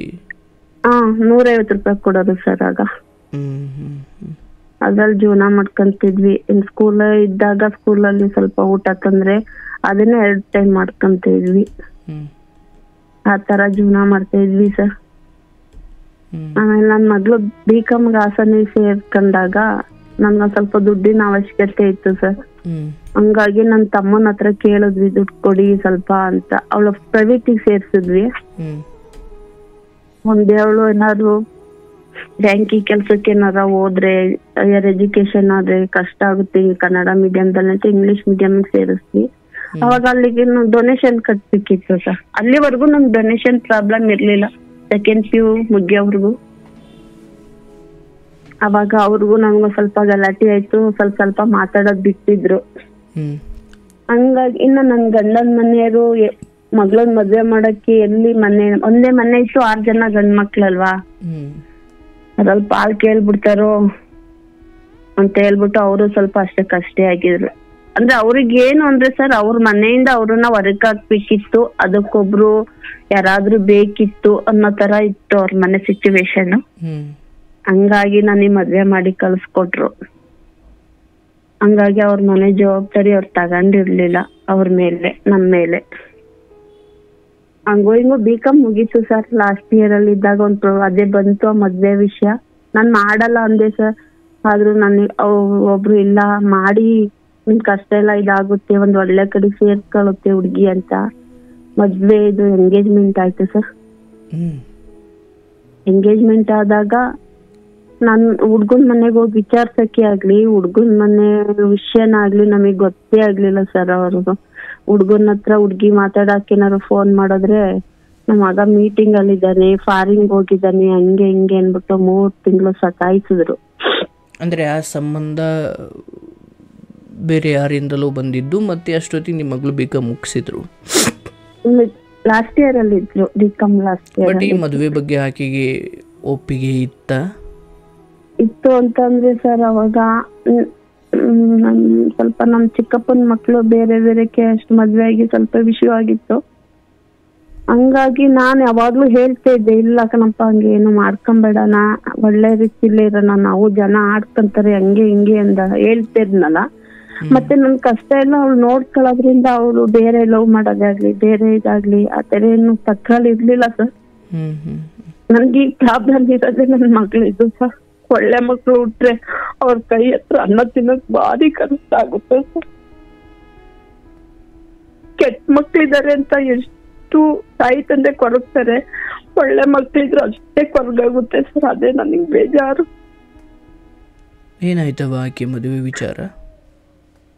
ಸರ್ ಅವ್ನಿಗೆ ತುಂಬಾ ಕಾಯಿಲೆ ಇತ್ತು ಸರ್. ನಾವು ಬಡವರು, ಹೇಳೋರಿಲ್ಲ ಕೇಳೋರಿಲ್ಲ ಅಂತ ಮೋಸ ಮಾಡಿ ನನ್ ಮಕ್ಕಳು ಮದ್ವೆ ಮಾಡಿ. ಬಟ್ ಆತ ಇಂಜಿನಿಯರ್ ಅಂತ ನಿಮ್ಗೆ ಹೇಳಿದ್ರು? Civil engineer sir. ಆದ್ರೆ ಅವರು ತುಂಬಾ ಜೋರಿದ್ರು ಮನೆ ಕಡೆ. ಏನು ವಿಚಾರ ಮುಚ್ಚಿಟ್ಟಿದ್ರು ನಿಮ್ ಜೊತೆ? ಸರ್ ಅವ್ನು ಸೈಕೋ. ಅಂದ್ರೆ ಅವನು ಅವ್ರ ತಂದೆ ತಾಯಿಗೂ ಸೈಕೋ, ಅವ್ರ ತಂದೆ ತಂಗಿಗೂ ಸೈಕೋ. ಹಂಗಾಗಿ ಇವನು ಸೈಕೋ ಸರ್. ಹುಟ್ಟಿ ತೊಟ್ಟಿಂದನು ಅವನು ಕೊನೆ ಒಂದು ಬದುಕಿರೋ ಕ್ಷಣದವರೆಗೂ ಮಾತ್ರೆ ತಿನ್ಬೇಕು. ಅವನೇನಾದ್ರು ಅಕಸ್ಮಾತ್ ಕೊಲೆ ಮಾಡಿದ್ರು ಅವನಿಗೆ ಗೊತ್ತಾಗ್ತಿರ್ಲಿಲ್ಲ. ಆತರ ಪ್ರಾಬ್ಲಮ್ ಇತ್ತು. ಅಂದ್ರೆ ಹುಡ್ಗನ್ ಮನೆಗೆ ಒಬ್ರು ಸೊಸೆ ಆಗ್ಲಿ ಹೆಂಡತಿ ಆಗ್ಲಿ ಬೇಕಾಗಿರ್ಲಿಲ್ಲ ಸರ್. ಅವರಿಗೆ ಸಿಸ್ಟರ್ ಬೇಕಾಗಿತ್ತು ಅವನು ನೋಡ್ಕೊಳಕ್ಕೋಸ್ಕರ, ಅವ್ರ ಮನೆ ಕೆಲಸ ಮಾಡಕ್ಕೋಸ್ಕರ ಒಬ್ರು ಆಯ ಬೇಕಿತ್ತು. ಅಂದರೆ ಈ ಮದುವೆಗೆ ಅಂತ ನಮ್ಮ ಹಿರಿಯರು ಒಂದು ಪ್ರೊಸೀಜರ್ ಮಾಡಿದ್ದವ. ಅವ್ರ ಮನೆಗೆ ಇವ್ರು ಹೋಗಬೇಕು, ಇವ್ರ ಮನೆಗೆ ಅವ್ರು ಬರಬೇಕು, ಅವ್ರ ಹಿನ್ನೆಲೆಯನ್ನು ಇವ್ರು ತಿಳ್ಕೊಳ್ಬೇಕು, ಇವ್ರ ಹಿನ್ನೆಲೆ ಇದು ಯಾವುದು ನೀವು ಮಾಡಿರ್ಲಿಲ್ವಾ ಅಂತ? ಸರ್ ನನಗೆ ನನ್ನ ತಾಯಿ ಮನೇನೂ ಬೆಂಬಲ ಇಲ್ಲ, ಗಂಡನ ಮನೇನೂ ಬೆಂಬಲ ಇಲ್ಲ. ಬಿಡವ ಅದನ್ನ. ಅಲ್ಲ ಸರ್, ನನ್ ಗಂಡನ್ನ ಬಾ ಹೋಗೋಣ ನೋಡಕ್ಕೆ ಅನ್ನೋತ್ತಿಗೆ ಅವ್ರು ಬರ್ಲಿಲ್ಲ ಸರ್. ನನ್ಗೆ ಇಲ್ಲ ಅಂದ್ರೆ ಮೇನ್ ಏನು ಗೊತ್ತಾ ಸರ್, ನಿಮ್ಗೆ ಮೇಯ್ನೇ ಹೇಳಿಲ್ಲ. ಮಗು ಹೆಣ್ಮಗು ಅಂದ್ಬಿಟ್ಟು ನನ್ ಗಂಡ ಹುಟ್ಟಿ ತೊಟ್ಟಿಂದ ಸಾಯೋವರೆಗೂ ನನ್ ಮಗುನ್ ಮಾತಾಡ್ಸ್ಲಿಲ್ಲ ಸರ್. ಹೆಣ್ಣು ಮಗು ಅನ್ನೋ ಕಾರಣಕ್ಕೆ ಮಾತೇ ಆಡಿಸ್ಲಿಲ್ಲ? ಇಲ್ಲ ಸರ್. ಬಟ್ ತಂದೆ ಬಗ್ಗೆ ಈಕೆ ಏನ್ ಅಭಿಪ್ರಾಯ ಇತ್ತು? ತುಂಬಾ ಪ್ರಾಣ ಸರ್. ತಂದೆ ಅಂದ್ರೆ ತುಂಬಾ ಪ್ರಾಣ ಬಿಡೋಳು. ಸಾಯ್ಬೇಕಾದ್ರು ಪಕ್ಕದ ಮನೆಯವರೆಲ್ಲ ಹೇಳಿದ್ರು ಸರ್, ನಿಮ್ ಮಗು ಕರೆಸ್ತೀನಿ ಹುಡ್ಗಿನ ಮಾತಾಡ್ಸು ಅಂತ. ನನ್ ಗಂಡ ಬೇಡ ಅಂತಾನೆ ಹೇಳಿ ಸಾಯುವಾಗ್ಲೂ ನನ್ ಮಗಳನ್ನ ಹತ್ರ ಮಾತಾಡ್ಲಿಲ್ಲ ಅವನು. ಓ, ತೀರೋದ್ರಾ? ಹಾ ಸರ್, ಈಗ 1 ವರ್ಷ ಆಯ್ತು. ಅಂದ್ರೆ ಮದ್ವೆಗ್ ಮುಂಚೆ? ಇಲ್ಲ ಸರ್, ಮದ್ವೆ ಆದ್ಮೇಲೆ. ಅವ್ರು 2018 ಮದ್ವೆ ಆಯ್ತು. ಸರಿ, ಈ ಹುಡುಗನನ್ನ ಮದುವೆಗೆ ಮುಂಚೆ ಎಂದು ಭೇಟಿ ಆಗ್ಲಿಲ್ವ ನೀವಾದ್ರೂ, ನಿಮ್ಮ ಮಗಳಾದ್ರು? ಮದ್ವೆಗೆ ಅಂದ್ರೆ ಹುಡ್ಗನ್ ತೋರ್ಸುದ್ರಲ್ಲ ಸರ್ ಅವ್ರ ಮನೆಗೆ. ನನ್ ಫ್ರೆಂಡು ಹುಡ್ಗನ್ ನಮಗ್ ತೋರ್ಸುದ್ರಲ್ಲ, ಅವರು ಹತ್ರ ರಿಲೇಷನ್, ಅಂದ್ರೆ ಕೆಲ್ಸಕ್ಕೆ ಹೋಗ್ತಿದ್ರಲ್ಲ ಸರ್, ಆತರ ಒಂಥರ ರಿಲೇಷನ್ ತರ ಇದ್ರು. ಹಂಗಾಗಿ ಹುಡ್ಗನ್ ಇಂತ ಹುಡ್ಗ ಐತಿ ಅಂತ ಹೇಳಿದ್ರಲ್ಲ, ಅವ್ರ ಮನೆಗೆ ಆ ಹುಡ್ಗ ಬಂದಿತ್ತು. ಹುಡ್ಗ ತಂದೆ ತಾಯಿ ಅವ್ರ ಅತ್ತೆಯರೆಲ್ಲ ಬಂದಿ ನಾವ್ ಹೋಗೋ ಅಷ್ಟೊತ್ತಿಗೆ ಅವ್ರು ಕೂತಿದ್ರು. ಹುಡ್ಗನ್ ತೋರಿಸ್ತಾ ಅವ್ರ ಮನೆಗೂ ನನಗೂ 3 ಕಿಲೋಮೀಟರ್ ಸರ್. ಅವ್ರು ಬಂದ್ ಕೂತಿದ್ರು. ಆಮೇಲೆ ನಮಗ್ ಫೋನ್ ಮಾಡಿದ್ರು, ಹುಡ್ಗನ್ ಮನೆಯವ್ರು ಬರ್ತಾರೆ, ನಿಮ್ ಹುಡ್ಗಿ ಕರ್ಕೊಂಡ್ ಇಲ್ಲಿಗೆ ಬನ್ನಿ, ನಿಮ್ ಮನೆಗ್ ಬೇಡ ಅಂದ್ರೆ ಜನ ಆಡ್ಕೊಂಡ್ ಇಂತ ಒಳ್ಳೆ ಸಂಬಂಧ ಬತ್ತು ಬಡವ್ರ ಮನೆಗೆ ಅಂತ ಅಸೂಯೆ ಪಟ್ಬಿಡ್ತಾರೆ, ಅದಕ್ಕೆ ನೀವೇ ನಮ್ಮನೆಗ್ ಹುಡ್ಗಿ ಕರ್ಕೊಂಡ್ ಬನ್ನಿ ಅಂತ ಹೇಳಿದ್ರು. ನಾವ್ ನಾನು ನನ್ ಮಗಳು ನನ್ ಫ್ರೆಂಡ್ ಇದ್ರು. ಅವ್ರ ಮನೆಗ್ ಹೋಗೋಷ್ಟೊತ್ತಿಗೆ ಹುಡ್ಗ ಬಂದ್ ಕೂತಿತ್ತು ಆಲ್ರೆಡಿ ಸರ್. ಹೋದ್ವಿ, ಅವ್ರು ಮಾತಾಡ್ಸಿದ್ರು, ಹುಡ್ಗಿ ನೋಡ್ಕೊಂಡ್ವಿ, ಬಂದ್ವಿ. ಹುಡ್ಗ ಎದ್ದು ಓಡಾಡ್ಲಿಲ್ಲ ಸರ್ ನಮ್ ಮುಂದೆ. ಹಂಗಾಗಿ ಆ ಹುಡ್ಗನ್ ಏನ್ ಪ್ರಾಬ್ಲಮ್ ಇದೆ ಅಂತ ಗೊತ್ತಾಗ್ಲಿಲ್ಲ. ಅಂದ್ರೆ ಯಾವಾಗಲೂ ಒಮ್ಮೆ ಹಾಗೆ ಮತಿಭ್ರಮಣೆ ಅಥವಾ ಸೈಕೋ ರೀತಿಯೆಲ್ಲ ಆಡ್ತಿದ್ದ, ಅಥವಾ ಆತ ದಿನದ 24 ಗಂಟೆನೂ ಹಾಗೆ ಇರ್ತಿದ್ರಾ? ಇಲ್ಲ 24 ಗಂಟೆ ಹಂಗೆ ಇರ್ತಿರ್ಲಿಲ್ಲ ಸರ್. ಅಂದ್ರೆ ಡೈಲಿ ಬೆಳಗ್ಗೆ ಸಂಜೆ ಮಾತ್ರೆ ತಗೊಳೋದ್ರಿಂದ ಆತರ ಇರ್ತಿರ್ಲಿಲ್ಲ. ಅಂದ್ರೆ ಅವರಿಗೆ ಶಬ್ದ ಆಗೋದು, ಗಲಾಟೆ ಮಾಡೋದು, ಹಿಂಗೇನಾರ ಆದ್ರೆ ಒಂಥರ ಮೆಂಟಲ್ ತರ ಆಡ್ತಿರ್ ಕಿರ್ಚಾಡೋದು ಮಾಡೋದು ಮಾಡ್ತಿತ್ತು ಹುಡ್ಗ. ಆಮೇಲೆ ಕತ್ಲು ನೈಟು ಕತ್ಲೆಯಲ್ಲಿ ಎಲ್ಲೂ ಓಡಾಡ್ತಿರ್ಲಿಲ್ಲ. ಅವ್ರ ಮನೇಲೂ 24 ಗಂಟೆ ಕರೆಂಟ್ ಉರಿಬೇಕಿತ್ತು, ಆ ತರ ಇತ್ತು. ನಮಗೆ ಆತರ ಅಂದ್ರೆ ನಾವ್ ಹುಡ್ಗಿ ನೋಡಕ್ ಕರ್ಕೊಂಡ್ ಹೋದಾಗ ಆತರ ಗೊತ್ತಾಗ್ಲಿಲ್ಲ ಸರ್. ಅವ್ರು ಬಂದೆಲ್ಲ ಕೂತಿದ್ರು. ಸರಿ ಹುಡ್ಗಿ ತೋರ್ಸ್ಬಿಟ್ಟು ನೀವ್ ಹೋಗಿ, ನಾವು ಆಮೇಲೆ ಹೋಗ್ತಿವಿ, ನಮ್ ಹೆಂಡ್ರು ಅವ್ರು ಆಮೇಲೆ ಹೋಗ್ತಾರೆ, ನೀವ್ ಹೋಗಿ ಅಂತ ನಾವ್ ಬಂದ್ಬಿಟ್ವಿ ಹುಡ್ಗಿ ಕರ್ಕೊಂಡು. ಆಮೇಲೆ ನಮ್ ಗಂಡನ್ ಮನೆಯವ್ರಿಗೆ ಹೇಳತ್ತಿಗೆ ಅವ್ರಿಗೇನು ಅಂದ್ರೆ ಅಯ್ಯೋ ಇಂಜಿನಿಯರಿಂಗ್ ಕೊಡ್ತಾವಳೆ ಅನ್ನೋ ಇದು, ನಮ್ ಹೇಳ್ದೆ ಕೇಳ್ದೆ ಇಂಜಿನಿಯರಿಂಗ್ ಮಾಡ್ತಾವಳೆ ಅಂತ ಒಂಥರ ಇದಿತ್ತು. ಅವ್ರು ಬರ್ಲಿಲ್ಲ. ಅವ್ರು ನನ್ ತಮ್ಮಂಗೆ ಹೇಳ್ದೆ ಸರ್, ಹಿಂಗ್ ಬಂದು ನೋಡಿ ಚೂರು ವಿಚಾರ್ಸಪ್ಪ ಅನ್ನತ್ತಿಗೆ ಅವ್ರು ಮಾತಾಡ್ತಿರ್ಲಿಲ್ಲ. ನಾನೇ ಫೋನ್ ಮಾಡಿ ಹೇಳತ್ತಿಗೆ ಇಲ್ಲ ನಾನ್ ಬಿಸಿ ಇದ್ದೀನಿ ಬರಕ್ ಆಗಲ್ಲ ಅಂದ್ರು ಸರ್. ಆಮೇಲೆ ಇವ್ರು ಹೇಳಿದ್ರು ಮಧ್ಯೆ ಹೊಸಕ್ಕೆ ಹೇಳ್ಬಿಟ್ಟು ನಮಗೆ ತೋರ್ಸುದ್ರಲ್ಲ, ನಾನ್ ನಿಮ್ ಅಣ್ಣನ್ ತರ ಇದೀನಿ, ಏನು ಇಲ್ಲ ಹುಡ್ಗ ತುಂಬಾ ಒಳ್ಳೇನು, ಏನೇ ಆದ್ರೂ ನಾನ್ ಇದೀನಿ ಅಂತ ಅವ್ರ ಗಂಡ ಹೆಂಡತಿ ಭರವಸೆ ಕೊಟ್ರು ಸರ್ ನನಗೆ. ಅವ್ರಿಗೆ ಗೊತ್ತಿತ್ತ ಅದು? ಗೊತ್ತಿತ್ತು ಸರ್. ಅವ್ರ ನಾದ್ನಿ ಸ್ವಂತ ಮೈದಾನೆ ಅವನು. ಅವ್ರಿಗೇನು ಅಂದ್ರೆ ಸರ್, ನಾವ್ ಅಮ್ಮ ಮಗಳು ಇದ್ರೆ ಗಂಡ ಸರಿ ಇಲ್ಲ, ನಾಳೆ ವಿಷಯ ಗೊತ್ತಾದ್ರುನು ಇವ್ರಿಗೆ ಕೇಳ ಶಕ್ತಿ ಇಲ್ಲ, ಕೇಳಲ್ಲ, ದುಡ್ಡಿದೆ ಅನ್ನೋದ್ರಿಂದ ಅನುಸರಿಸ್ಕೊಂಡೆ ಬದುಕ್ತಾರೆ ಅನ್ನೋ ದೃಷ್ಟಿ ಅವ್ರಿಗಿತ್ತು ಸರ್. ಹಂಗಾಗಿ ಆಮೇಲೆ ಎಂಗೇಜ್ಮೆಂಟ್ ಆಗಿ 3 ತಿಂಗಳು ಮದ್ವೆ ಇತ್ತು ಸರ್. ನಾವ್ ವಿಚಾರಿಸಿದ್ವಿ, ಯಾರೂ ಹೇಳ್ಲಿಲ್ಲ ಸರ್. ಯಾರೇ ಕೇಳಿದ್ರು ಒಳ್ಳೆ ಹುಡ್ಗ ಅಂತ ಹೇಳ್ತಾ ಇದ್ರು. ಅಂದ್ರೆ ನಮ್ಗೆ ವಿಷಯನೇ ಗೊತ್ತಾಗ್ಲಿಲ್ಲ ಸರ್. ನಮ್ಗೆ ಯಾರು ಹೆಲ್ಪ್ ಮಾಡ್ಲಿಲ್ಲ, ಯಾರು ಬಂದು ಎಂತಾಗಿದೆ ಅಂತ ಯಾರು ನನ್ಗೆ ಹೇಳಲಿಲ್ಲ ಸರ್ ಹುಡ್ಗಂದಾಗಿ. ಹಂಗಾಗಿ ಮದ್ವೆ ಮಾಡಿದ್ವಿ. ಅವ್ರು ಹೇಳಿದ್ರು ನಿಮಿಷಾಂಬ ದೇವಸ್ಥಾನದಲ್ಲಿ ಮದ್ವೆ ಆಗೋಣ, ಮಾಡಿ ಕೊಡಿ, ಗಂಡ ಹೆಂಡತಿ ಹುಡ್ಗಿ 3 ಜನ ಬನ್ನಿ, ಪಪ್ಪ ನೀವು ಬಡವರು, ನಮ್ ತುಂಬಾ ಜನ ಬರ್ತಾರೆ, ನೀವ್ ಮದ್ವೆ ಮಾಡ್ಕೊಡಕ್ ಆಗಲ್ಲ ಅಂದ್ರು. ಆಮೇಲೆ ನಮ್ ರಿಲೇಟಿವ್ ಎಲ್ಲ ಇಲ್ಲ ನಾವು ಬರ್ತೀವಿ ಅನ್ನೋದಕ್ಕೆ, ಜನ ಬರ್ತಾರೆ ಅನ್ನೋದಕ್ಕೆ ಬೇಡ ಧರ್ಮಸ್ಥಳದಲ್ಲಿ ಮದ್ವೆ ಮಾಡೋಣ ಅಂದ್ರು. ಒಬ್ಳೆ ಮಗ್ಳಲ್ವಾ ಸರ್, ಇಲ್ಲ ನಮ್ ಇಂಟ್ರೆಸ್ಟಿಗೆ ಹೇಳ್ಬೇಕು ಬರ್ತಾರೆ ಅನ್ನೋದಕ್ಕೆ. ಒಟ್ನಲ್ಲಿ ನಮ್ನ ಅವ್ರು ಅವಾಯ್ಡ್ ಮಾಡಿ ನಾವ್ 3 ಜನ ಹೋಗ್ಬೇಕು, ಅವ್ರ 3 ಜನ ಬಂದ್ ಮದ್ವೆ ಮಾಡ್ಬೇಕು ಅನ್ನೋದು ಅವ್ರ ಇಂಟೆನ್ಷನ್ ಇತ್ತು ಸರ್. ಸತ್ಯ ಅನಾವರಣ ಆಗ್ಬಾರ್ದು ಅಂತ. ಸರ್ ನನಗೆ ಅಷ್ಟು ಗೊತ್ತಾಗ್ಲಿಲ್ಲ ಸರ್. ಸಾಮಾನ್ಯವಾಗಿ ಏನಾಗುತ್ತೆ ಅಂದ್ರವ, ಮದುವೆಗೆ ಮುಂಚೆ ಹುಡುಗಿ ಮನೆಗೆ ಬಂದು ಹೋಗೋದು, ಹಾಗೆ ಬರೋ ಥರ ಹುಡುಗಿ ಮನೆಯವರು ಒಂದು ವ್ಯವಸ್ಥೆ ಕಲ್ಪಿಸೋದು, ಇದು ಸಹಜವಾದದ್ದು. ಅದನ್ನು ಯಾಕೋ ಅಸಹಜವಾಗಿ ಆಗ್ತಾ ಇಲ್ಲ, ಏನೋ ಇಲ್ಲಿ ಅಸಹಜತೆ ಇದೆ, ಏನೋ ವಿಚಿತ್ರ ಇದೆ ಅಂತ ಒಂದು ಚಿಕ್ಕ ಡೌಟ್ ಕೂಡ ಬರಲಿಲ್ವಾ? ಡೌಟ್ ಕೂಡ ಸರ್ ಅವ್ರು ಮಾಡ್ಲೇ ಇಲ್ಲ ಸರ್ ನನಗೆ. ನಾನು ನಮ್ ಹುಡ್ಗನ್ ಕೇಳ್ತಿದ್ದೆ, ಎಲ್ಲ ಹೇಳ್ದಾಗ ಬರ್ಲಿಲ್ಲ ಅಂದಾಗ, ಇಲ್ಲ ಅವರು ಫಾರಿಂಗ್ ಹೋಗಿದ್ದಾನೆ, ಅವ್ನು ಇಂಜಿನಿಯರ್ ಅಲ್ವಾ, ಫಾರಿಂಗ್ ಹೋಗಿದ್ದಾನೆ, ಆಮೇಲೆ ಅವ್ರು ಅದೇನೋ ಕಂಪ್ನಿ ಮೇಲೆ ಹೊರಗಡೆ ಹೋಗಿದ್ದಾನೆ ಅಂತಿದ್ರು ಸರ್ ಅವ್ರಿಗೆ. ನಮ್ಗೆ ಒಂದ್ ವಾರಕ್ಕೆ 15 ದಿವಸಕ್ಕೆ ಒಂದ್ಸಲ ಫೋನ್ ಮಾಡೋನು ಹುಡ್ಗ. ಜಾಸ್ತಿ ಮಾತಾಡ್ತಾ ಇರ್ಲಿಲ್ಲ. ನಾನ್ ಡ್ಯೂಟಿಯಿಂದ ಬಂದಿದ್ದೀನಿ, ತುಂಬಾ ಟೆನ್ಷನ್, ಅದು ಇದು ಅಂದ್ಬಿಟ್ಟು ಊಟ ಆಯ್ತಾ ತಿಂಡಿ ಆಯ್ತಾ, ಕಾಲೇಜ್ಗೆ ಹೋಗಿದ್ದ ಬಂದ, ಸರಿ ಅಂತ ಇಡ್ತಾ ಇದ್ರು ಅಷ್ಟೇ. ಹುಡ್ಗಿದ್ರು ಅವ್ರೇನು ಮಾತಾಡ್ತಾನೆ ಇರ್ಲಿಲ್ಲ, ಅವಾಯ್ಡ್ ಮಾಡ್ತಾ ಇದ್ರು ಅವ್ರು. ಅಂದ್ರೆ ನನಗಷ್ಟು ಒಳಿಲೇ ಇಲ್ಲ ಸರ್. ಅದೆಲ್ಲ ನನಗ್ ವಸ್ತು, ನಮ್ಗೆ ಆತರ ಏನು ಗೊತ್ತಾಗ್ಲೇ ಇಲ್ಲ. ಮದ್ವೆ ಆಯ್ತು ಸರ್. ಮದ್ವೆ ಆದ್ಮೇಲೆ ಮದ್ವೆನ ಆಷಾಢ 6 ದಿವಸ ಐತೆ ನಂಗೆ ಮದ್ವೆ ಫಿಕ್ಸ್ ಮಾಡಿದ್ರು ಸರ್ ಅವ್ರೆ. ಆಮೇಲೆ ಮದ್ವೆ ಆಗಿ 5 ನಾವು ಅವ್ರು ಮದ್ವೆ ದಿವಸ ಹೇಳಿದ್ರು ಸರ್, ನಾವ್ ಬೆಂಗಳೂರಿಂದ ಬರೋದು, ವಾಲ್ಗ ಏನು ಬೇಡ ಅಂತ ಹೇಳಿದ್ರು. ವಾಲ್ಗ ಎಲ್ಲ ತರಲ್ಲ ನಾವು, ಬೇಡ ಅಂತ ಹೇಳಿದ್ರು. ಆಮೇಲೆ ಊರ್ ಜನ ಹೇಳಿದ್ರು ಸರ್, ಒಂದೇ ಮಗು ಇದೆ, ವಾಲ್ಗ ಏನು ಇಲ್ದೆ ಮದ್ವೆ ಹೆಂಗ್ ಮಾಡ್ತೀಯ, ನೀನೇ ತಗೊಂಬಾ ಅಂತ. ಸರಿ ಸರ್ ನಮ್ಬಿಟ್ಟು ನಾವೇ ವಾಲ್ಗ ಎಲ್ಲ ತರ್ಸಿದ್ವಿ. ಅವ್ರ ಇಂಟೆನ್ಷನ್ ಇದ್ದಿದ್ದು ವಾಲ್ಗ ಶಬ್ದಕ್ಕೆ ಹುಡ್ಕೊಂಡ್ ಕೆದ್ಕುತ್ತೆ ಅಂತ. ನಮ್ಗ ಅವಾಗ ಗೊತ್ತಾಗ್ಲಿಲ್ಲ ಸರ್. ವಾಲ್ಗ ಅವ್ರಿಗೆ ಗೊತ್ತಿರ್ಲಿಲ್ಲ ನಾವ್ ತಂದಿದ್ದೀವಿ ಅಂತ. ಅವರು ಬಂದ ತಕ್ಷಣ ವಾಲ್ಗ ಎಲ್ಲ ಮಾಡಿದಾಗ ಅವರೇ ಸಿಟ್ಕೊಂಡ್ರು, ನಾವು ಟ್ರಾವೆಲ್ ಮಾಡಿ ಬಂದಿದೀವಿ, ಗಲಾಟೆ ಆಗುತ್ತೆ, ನಮ್ಗೆ ತಲೆನೋಗುತ್ತೆ, ವಾಲ್ಗ ಮಾಡ್ಬೇಡಿ ಅಂತ. ಆಮೇಲೆ ಊರರೆಲ್ಲ ಸ್ವಲ್ಪ ಜೋರ್ ಮಾಡಿದ್ರು, ವಾಲ್ಗ ಇಲ್ದೆ ಮದ್ವೆ ಹೆಂಗ್ ಮಾಡೋದು ಅಂದ್ಬಿಟ್ಟು. ಅವತ್ತು ವಾಲ್ಗ ಎಲ್ಲ ಶಬ್ದ ಆಗಿದ್ಕೆ ಅವನಿಗೆ ಅವತ್ತೇ ಸ್ವಲ್ಪ ಕೆದಕ್ದಂಗ ಆಗಿದೆ ಸರ್. ನಮ್ಮೂರಲ್ಲೇ ಮದ್ವೆ ಮಾಡ್ಕೊಟ್ಟಿದ್ದು ನಾನು.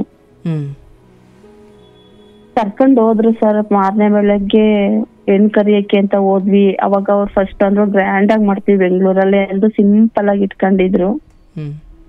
ಯಾಕೆ ಅಂತ ಕೇಳಿಕ್ ನಾವ್ ವ್ಯಾನ್ ಮಾಡ್ಕೊಂಡು ತುಂಬಾ ಜನ ಹೋಗಿದ್ದು ಸರ್. ಕೇಳಿದ್ಕೆ ಅವ್ರಿಲ್ಲ, ನಾವ್ ಅಲ್ಲಿಂದ ಬಂದ್ ಟ್ರಾವೆಲ್ ಮಾಡೋದ್ವಲ್ಲ, ಸ್ವಲ್ಪ ಆಗ್ಲಿಲ್ಲ, ಹಾಲ್ ಸಿಗ್ಲಿಲ್ಲ ನಮಗೆ, ಅದಕ್ಕೆ ಸಿಂಪಲ್ ಆಗಿ ಮಾಡಿದ್ವಿ ಅಂತ ಹೇಳ್ಬಿಟ್ಟು ಏನೋ ಮ್ಯಾನೇಜ್ ಮಾಡಿ ಕಳ್ಸಿದ್ರು. ನಮ್ ಮನೆಯಿಂದ 1 ಕಿಲೋಮೀಟರ್ ದೂರಕ್ಕೆ ರೆಸಾರ್ಟ್ ಇದೆ ಸರ್, ಅಲ್ಲಿ ಅವನಿಗೆ ರೂಮ್ ಮಾಡಿದ್ರು, ಅವನಿಗೂ ಕಾರ್ ಡ್ರೈವರಿಗೂ. ಆಮೇಲೆ ಅವರು ಶಾಸ್ತ್ರ ಮಾಡ್ತಾರಲ್ಲ ಸರ್, ಅದನ್ನೇನು ಇಟ್ಕೊಂಬೇಡಿ, ನಾವು ಫಾರಿನ್ ಕಳಿಸ್ತೀವಿ ಹನಿಮೂನಿಗೆ ಹಂಗೆ ಹಿಂಗೆ ಅಂತ ಶಾಸ್ತ್ರ ಇಟ್ಕೊಳ್ಳಿಲ್ಲ ಸರ್ ಇಲ್ಲಿ ನಮ್ಮೂರಲ್ಲಿ. ಹುಡ್ಗನ್ನ ರೆಸಾರ್ಟ್ ಅಲ್ಲಿ ಬರೋನು, ಬೆಳಗ್ಗೆ ತಿಂಡಿ ತಿನ್ನೋನು, ಕಾರಿಂದ ಬಂದು ಇಳಿಯೋನು ಸರ್, ಕಾರ್ ಇತ್ತು ಅವ್ರ ಹತ್ರ, ತಿಂಡಿ ತಿನ್ನೋನು, ತಿಂಡಿ ತಿನ್ಬಿಟ್ಟು ರೆಸಾರ್ಟಿಗೆ ಹೋಗ್ಬಿಡೋನು. ಊಟಕ್ಕೆ ಅಡ್ಗೆ ಆಗಿದ್ದೆ ಅಂತ ಫೋನ್ ಮಾಡಿದ್ರೆ ಬರೋರು, ಊಟ ಮಾಡ್ಬಿಟ್ಟು ಡ್ರೈವರ್ ಅವರು ಹೋಗೋರು. ಹಂಗಾಗಿ ಎಲ್ಲ ಅವಾಯ್ಡ್ ಮಾಡಿದ್ರು ಸರ್, ನಮ್ಗೆ ಗೊತ್ತಾಗ್ಲಿಲ್ಲ, ಒಳ್ಳೊಳ್ಳೆ ಮಾತಾಡ್ಕೊಂಡು ಅವಾಯ್ಡ್ ಮಾಡಿದ್ರು. ಆಮೇಲೆ ಹುಡ್ಗಿನ ಆಷಾಢ ಇವತ್ತು ಕರ್ಕೊಂಡೋದ್ರು, ಮಾರನೇ ಒಳಗೇನೆ ಆಷಾಢ ಬಂದ್ ಕರ್ಕೊಂಡೋಗಿ ಅಂದ್ರು ಸರ್. ಕರ್ಕೊಂಡ್ ಬಂದ್ವಿ, 6 ದಿವಸ ಕರ್ಕೊಂಡ್ ಬಂದ್ವಿ. ಆಷಾಢದಲ್ಲಿ ಫುಲ್ಲು 1.5 ತಿಂಗಳು ನಮ್ ಮನೇಲೆ ಬಿಟ್ರು ಸರ್. ಕರೆಯಕ್ಕೂ ಬರ್ಲಿಲ್ಲ, ನೋಡಕ್ಕೂ ಬರ್ಲಿಲ್ಲ, ಫೋನಲ್ಲಿ ಮಾತ್ರ ಮಾತಾಡೋರು. ಹುಡ್ಗ ಫಾರಿನ್ ಹೋಗಿದ್ದಾನೆ, ಬರೋದು 1 ತಿಂಗಳಾಗುತ್ತೆ ಅಂದ್ರು ಸರ್. ನಮ್ಗೆ ಅದೆಲ್ಲ ಹೊಸದು, ಶ್ರೀಮಂತರು ಸವಾಸು ಗೊತ್ತಾಗ್ತಿಲ್ಲ ಸರ್ ನನ್ಗೆ. ಆಮೇಲೆ 1.5 ತಿಂಗಳಾಯ್ತು ಸರ್, ಅವ್ರು ಕರೀಲೇ ಇಲ್ಲ. ಇರ್ಲಿ ಪರವಾಗಿಲ್ಲ, ಒಬ್ಳೆ ಮಗಳಲ್ವಾ, ನಿಮಗ್ ಬಿಟ್ಟಿರ ಕಷ್ಟ ಆಗುತ್ತೆ ಅಂತ ಹೇಳಿದ್ರು. ನಾವ್ ನಿಜ ಅನ್ಕೊಂಡ್ವಿ. ನನ್ ಗಂಡನ್ ಮದ್ವೆಗ್ ಬರಕ್ಕೆ ನನಗೆ ನನ್ನ ಹತ್ರ 10,000 ರೂಪಾಯಿ ಇಸ್ಕೊಂಡಿದ್ರು ಸರ್. ಬಂದ್ ಕೈ ನೀರ್ ಬಿಡ್ಬೇಕು ಅಂದ್ರೆ ನಂಗೆ 10,000 ದುಡ್ಡು ಕೊಡು ಅಂತ. ಅವ್ರು ಮದ್ವೆ ಜವಾಬ್ದಾರಿ ಏನು ವಹಿಸ್ಕೊಳ್ಳಿಲ್ಲ, 1 ಪೈಸಾ ದುಡ್ಡು ಕೊಡ್ಲಿಲ್ಲ. ಸಾಲ ಸೋಲ ಮಾಡಿ ನಾನೇ ಮದ್ವೆ ಮಾಡ್ದೆ ಸರ್. ಆಮೇಲೆ ಫಾರಿನ್ಗೂ ಕಳಿಸ್ಲಿಲ್ಲ, ಏನಿಲ್ಲ ಸರ್. 1.5 ತಿಂಗಳು ಬಿಟ್ಟು ಯಾರು ಕರ್ಕೊಂಡೇ ಹೋಗ್ಲಿಲ್ವಲ್ಲ ಅಂತ ನಾನೇ ಕಳ್ಸೋಣ ಅಂತ ಬೆಂಗಳೂರಿಗೆ ಕರ್ಕೊಂಡ್ ಹೋದೆ. ಅವ್ರು ಹೇಳ್ದೆ ಕೇಳ್ದೆ ಬಂದಿದಾರಲ್ಲ ಅಂತ ಜಗಳ ಮಾಡಿದ್ರು. ಅಷ್ಟೊತ್ತಿಗೆ ಅವ್ನ್ ಟ್ರೀಟ್ಮೆಂಟ್ ಅಲ್ಲಿದ್ದ, ನನಗ್ ಗೊತ್ತಿರ್ಲಿಲ್ಲ. ಬಿಟ್ಬಿಟ್ಟು ಬಂದೆ ಸರ್. ಬಂದಾದ್ಮೇಲೆ ಅಲ್ಲಿ ಶಾಸ್ತ್ರ ಮಾಡ್ತೀವಿ ಅಂತ ಹೋಗಿದ್ದಾರೆ. ಅವತ್ತವನು ಹೇಗಾಗೋ ಆಡಿದಾನೆ. ನನ್ ಮಗಳು ಫೋನ್ ಮಾಡಿ ಹೇಳಿದ್ಲು ಸರ್, ಹೆಂಗಂಗೋ ಆಡ್ದ ಅಂತಾರ, ಹೊಸ್ತಾಗಿ ನಡ್ಕೊಂಡ ಕಣಮ್ಮ ನನ್ನ ಹತ್ರ ಅಂತ. ನಾನ್ ಅವ್ರ ತಾಯಿ ಹತ್ರ ಕೇಳೋತ್ತಿಗೆ, ಇಲ್ಲ ನಮ್ಮ ಮಗು ಹೊಸದಲ್ವಾ, ಏನೋ ಆಗಿದೆ ಬಿಡಿ, ಹಂಗೆ ಹೀಗೆ ಅಂತ ಹೇಳಿದ್ರು. ನಾನ್ ಸರಿ ಹೋಗುತ್ತೆ ಅಂತ ಸುಮ್ನಾದೆ. ಆಮೇಲೆ ಒಂದಿನ ನನ್ ಮಗ್ಳಿಗೆ ಲೋ BP ಸರ್, ಅವಳಿಗೆ SSLC ಎಕ್ಸಾಮ್ ಟೈಮಲ್ಲಿ ಬಂದಿದ್ದು, ಇನ್ನೂ ಹೋಗಿಲ್ಲ ಲೋ BP. ನಿಮ್ ಹುಡುಗಿಗೆ ಏನಾರ ಹುಷಾರಿಲ್ಲ ಅಂದ್ರೆ ಹೇಳಿ, ನಮಗೆ ಒಳ್ಳೊಳ್ಳೆ ಡಾಕ್ಟರ್ ಇದ್ದಾರೆ, ಟ್ರೀಟ್ಮೆಂಟ್ ಕೊಡಿಸ್ತೀವಿ ಅಂದ್ರು. ಸರ್ ನನ್ಗೆ ಇದೆಲ್ಲ ಗೊತ್ತಿರ್ಲಿಲ್ಲ ಅಷ್ಟು. ನನಗೆ ಶ್ರೀಮಂತ ಲೈಫ್ ನಾವ್ ನೋಡೇ ಇರ್ಲಿಲ್ಲ. ಲೋ BP ಇದೆ ಅಷ್ಟೇ ಅವಳಿಗೆ. ಅನ್ನೋತ್ತಿಗೆ ಇವ್ರು ಬೆಂಗಳೂರಲ್ಲಿ ಒಂದು ಹಾಸ್ಪಿಟ್ಲಿಗೆ ಕರ್ಕೊಂಡು ಹೋಗಿದ್ದಾರೆ ಸರ್. ಹಾಸ್ಪಿಟ್ಲ್ ಹೆಸರು ಹೇಳಲ್ಲ, ದೊಡ್ಡ ಹಾಸ್ಪಿಟ್ಲಿಗೆ ಕರ್ಕೊಂಡು ಹೋಗಿ ಟೆಸ್ಟಿಂಗ್ ಬೇಬಿ ಮಾಡ್ಸೋಕೋಸ್ಕರ ಟ್ರೀಟ್ಮೆಂಟ್ ಕೊಡ್ಸಕ್ ಹೋಗಿದ್ದಾರೆ. ನಮ್ಗೇನು ತಿಳಿಸ್ತೇನೆ.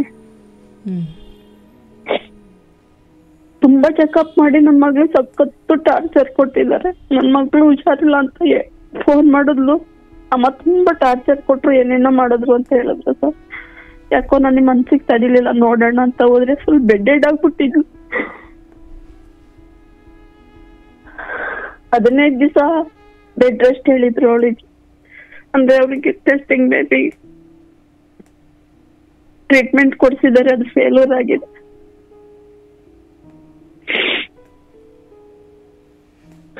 ಆಮೇಲೆ ವಿಷಯ ಗೊತ್ತಾಯ್ತು ಸರ್, ಜಗಳ ಮಾಡಿ ನಾನು ಅನುಮಾನದಿಂದ ಅವಳ ವಿಷಯ ಕೆತ್ತಿದ್ದು.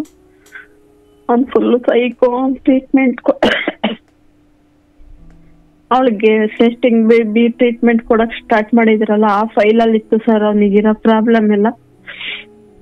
ಒಂದಿನ ಹಾಸ್ಪಿಟ್ಲಿಗೆ ಕರ್ಕೊಂಡ ಚೆಕಪ್ಗೆ ನಾನೇ ಕರ್ಕೊಂಡ್ ಹೋಗಿದ್ದೆ. ಅವಾಗ ಡಾಕ್ಟರ್ ಹತ್ರ ಮಾತಾಡ್ದೆ. ಅವರೇ ಕೇಳಿದ್ರು, ಹಳ್ಳಿ ಹತ್ರ ಇದ್ರೆ ಶ್ರೀಮಂತರ ಮನೆಗೆ ಹೆಂಗ್ರಿ ಕೊಟ್ರಿ ಹೆಣ್ಣ ಅಂತ.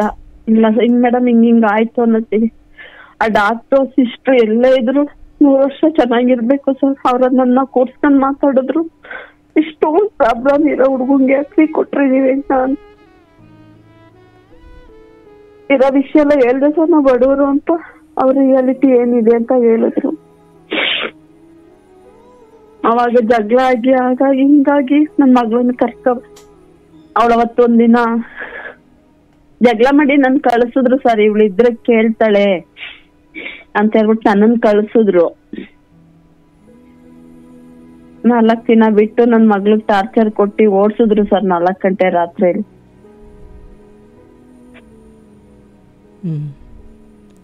ಆಮೇಲೆ ನನ್ ಮಗ್ಳು ಫೋನ್ ಎಲ್ಲ ಕಿತ್ಕೊಂಡಿದ್ದಾರೆ.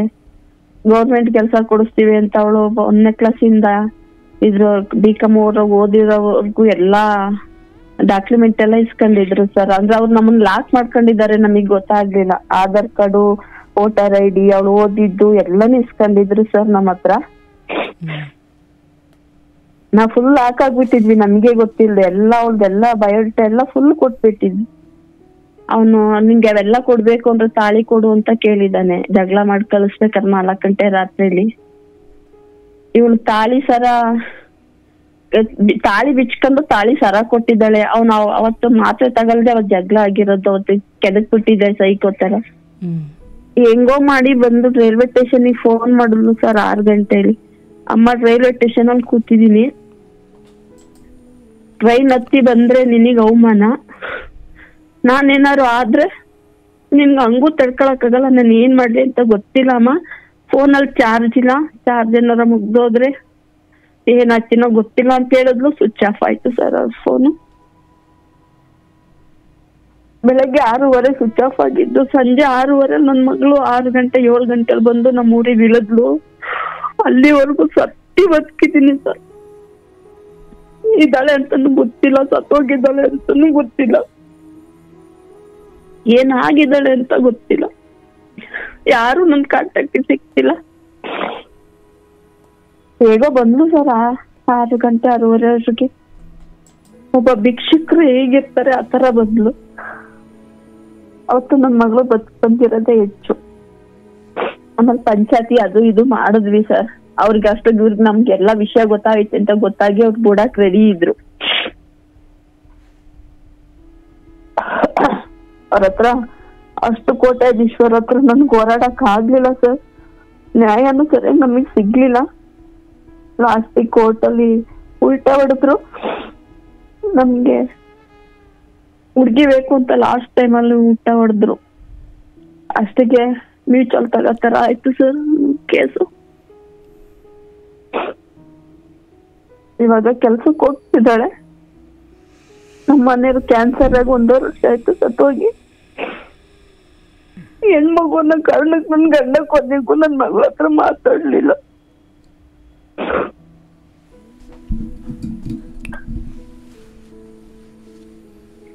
ಆರೋಗ್ಯ ಸಮಸ್ಯೆ ಆಗೋದ್ರಿಂದ ನಾನು ಕೆಲ್ಸಕ್ಕೆ ಹೋಗ್ತಿಲ್ಲ ಸರ್, ಮನೆಯಲ್ಲೇ ಇದ್ದೀನಿ.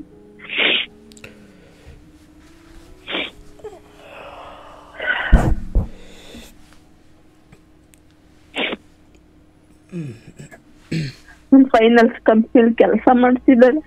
ನಾನು ಅದೇ ಸರ್ ನನ್ಗೆ ಕೊರಗಿರೋದು. ನನ್ ಮಕ್ಳಿಗೆ ನಾನು ಏನೂ ಮಾಡ್ಲಿಲ್ಲ. ನನ್ ಮಕ್ಳು ಇವಾಗ ಸಾಕ್ತಿದ್ದಾಳಲ್ಲ, ಅದೇ ಅವಳ ಹತ್ರ ಅನ್ನ ತಿನ್ನಕ್ ತುಂಬಾ ಬೇಜಾರಾಗುತ್ತೆ ಸರ್. ನನ್ ತಮ್ಮನು ಚೀಟಿ ದುಡ್ಡು ಏನು ಕೊಡ್ಲಿಲ್ಲ ಸರ್, ಮೋಸ ಮಾಡ್ಬಿಟ್ಟ.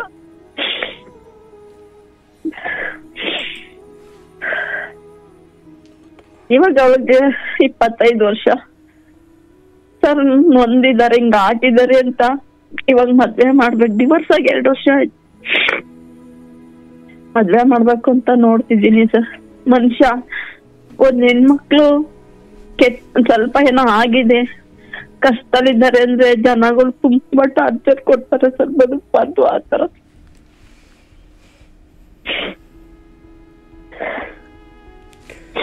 ಈಗ ನಿಮ್ಮ ಮಗಳಿಗೆ ಇದ್ರ ಬಗ್ಗೆ ತೀರಾ ಸಮಾಧಾನ ಇದೆಯಾ, ಅಥವಾ ಅಮ್ಮ ಏನು ತೊಂದರೆ ಇಲ್ಲ ನಾನು ಬದುಕ್ತೀನಿ ಅನ್ನೋ ಧೈರ್ಯ ಇದೆಯಾ? ಆತರ ಇದ್ದಾಳೆ ಈಗ್ಲೂ. ಮನ್ಸಲ್ಲಿ ಆತರ ಏನಿಲ್ಲ ಅಂದ್ರೆ ನನ್ಗನ್ಸುತ್ತೆ ಸರ್. ನಾನ್ ಹೆಂಗ್ ಒಂಟಿ ಆಗ್ಬಿಟ್ಟೆ, ನನ್ ಸಂಬಂಧಿಕ ಅಪ್ಪ ಅಮ್ಮ ಇಲ್ಲ ಅನ್ನೋದ್ ಬಿಟ್ರೆ ಇನ್ನೆಲ್ಲ ಇದಾರೆ. ಪರಿಸ್ಥಿತಿ, ಹಣ ಇಲ್ದಿರೋ ಕಾರಣ, ಗಂಡ ಸರಿ ಇಲ್ದಿರೋ ಕಾರಣ ಯಾರು ನಮ್ ಕಷ್ಟಕ್ಕೆ ಸ್ಪಂದಿಸಲ್ಲ ಸರ್. ಮದ್ವೆ ಮಾಡ್ಲಿಲ್ಲ ಅಂದ್ರೆ ನಾಳೆ ನನ್ ಮಗಳು ಒಂಟಿ ಆಯ್ತಾಳೆ ಅಂತ ಗಂಡ್ ನೋಡ್ತಾ ಇದೀನಿ. ಮಗಳಿಗೆ ಮದುವೆ ಆಗ್ಲಿಕ್ಕೆ ಇಷ್ಟ ಇದೆಯಾ? ಇದೆ ಸರ್. ಅಂದ್ರೆ ಈಗಲೂ ಅವಳು ನೀನ್ ಹೇಳಿದ ಹುಡ್ಗನ್ನಿ ಮದ್ವೆ ಆಗ್ತೀನಿ ಅಂತಾಳೆ. ಆದ್ರೆ ಜನ 40 ವರ್ಷ 45 ವರ್ಷ ಆದ ಗಂಡನ್ ಕರ್ಕ ಬರ್ತಾರೆ ಸರ್. ಅದೇ ಬೇಜಾರು. ಕೇಳಿದ್ರೆ ಹಿಂಗ ಆಗಿದೆಯಲ್ಲ ನಿಮ್ ಹುಡುಗಿಗೆ ಕೊಡಿ ಏನಾಗಲ್ಲ ಅಂತಾರೆ ಸರ್. ಪಾಪ. ಇರ್ಲಿ ತಾಯಿ, ಬಹಳ ನೊಂದಿದ್ದೀರಾ. ಅಲ್ಲ ಸರ್, 25 ವರ್ಷ ಹಿಂಗ ಆಗಿದೆ ಅನ್ನೋದು ಒಂದೇ. ನಾವ್ ಬ್ರೋಕರ್ ಹತ್ರ ಹೇಳಿದ್ದು ಅಷ್ಟೇ, ಜನ ಕೇಳೋದು ಅಷ್ಟೇ.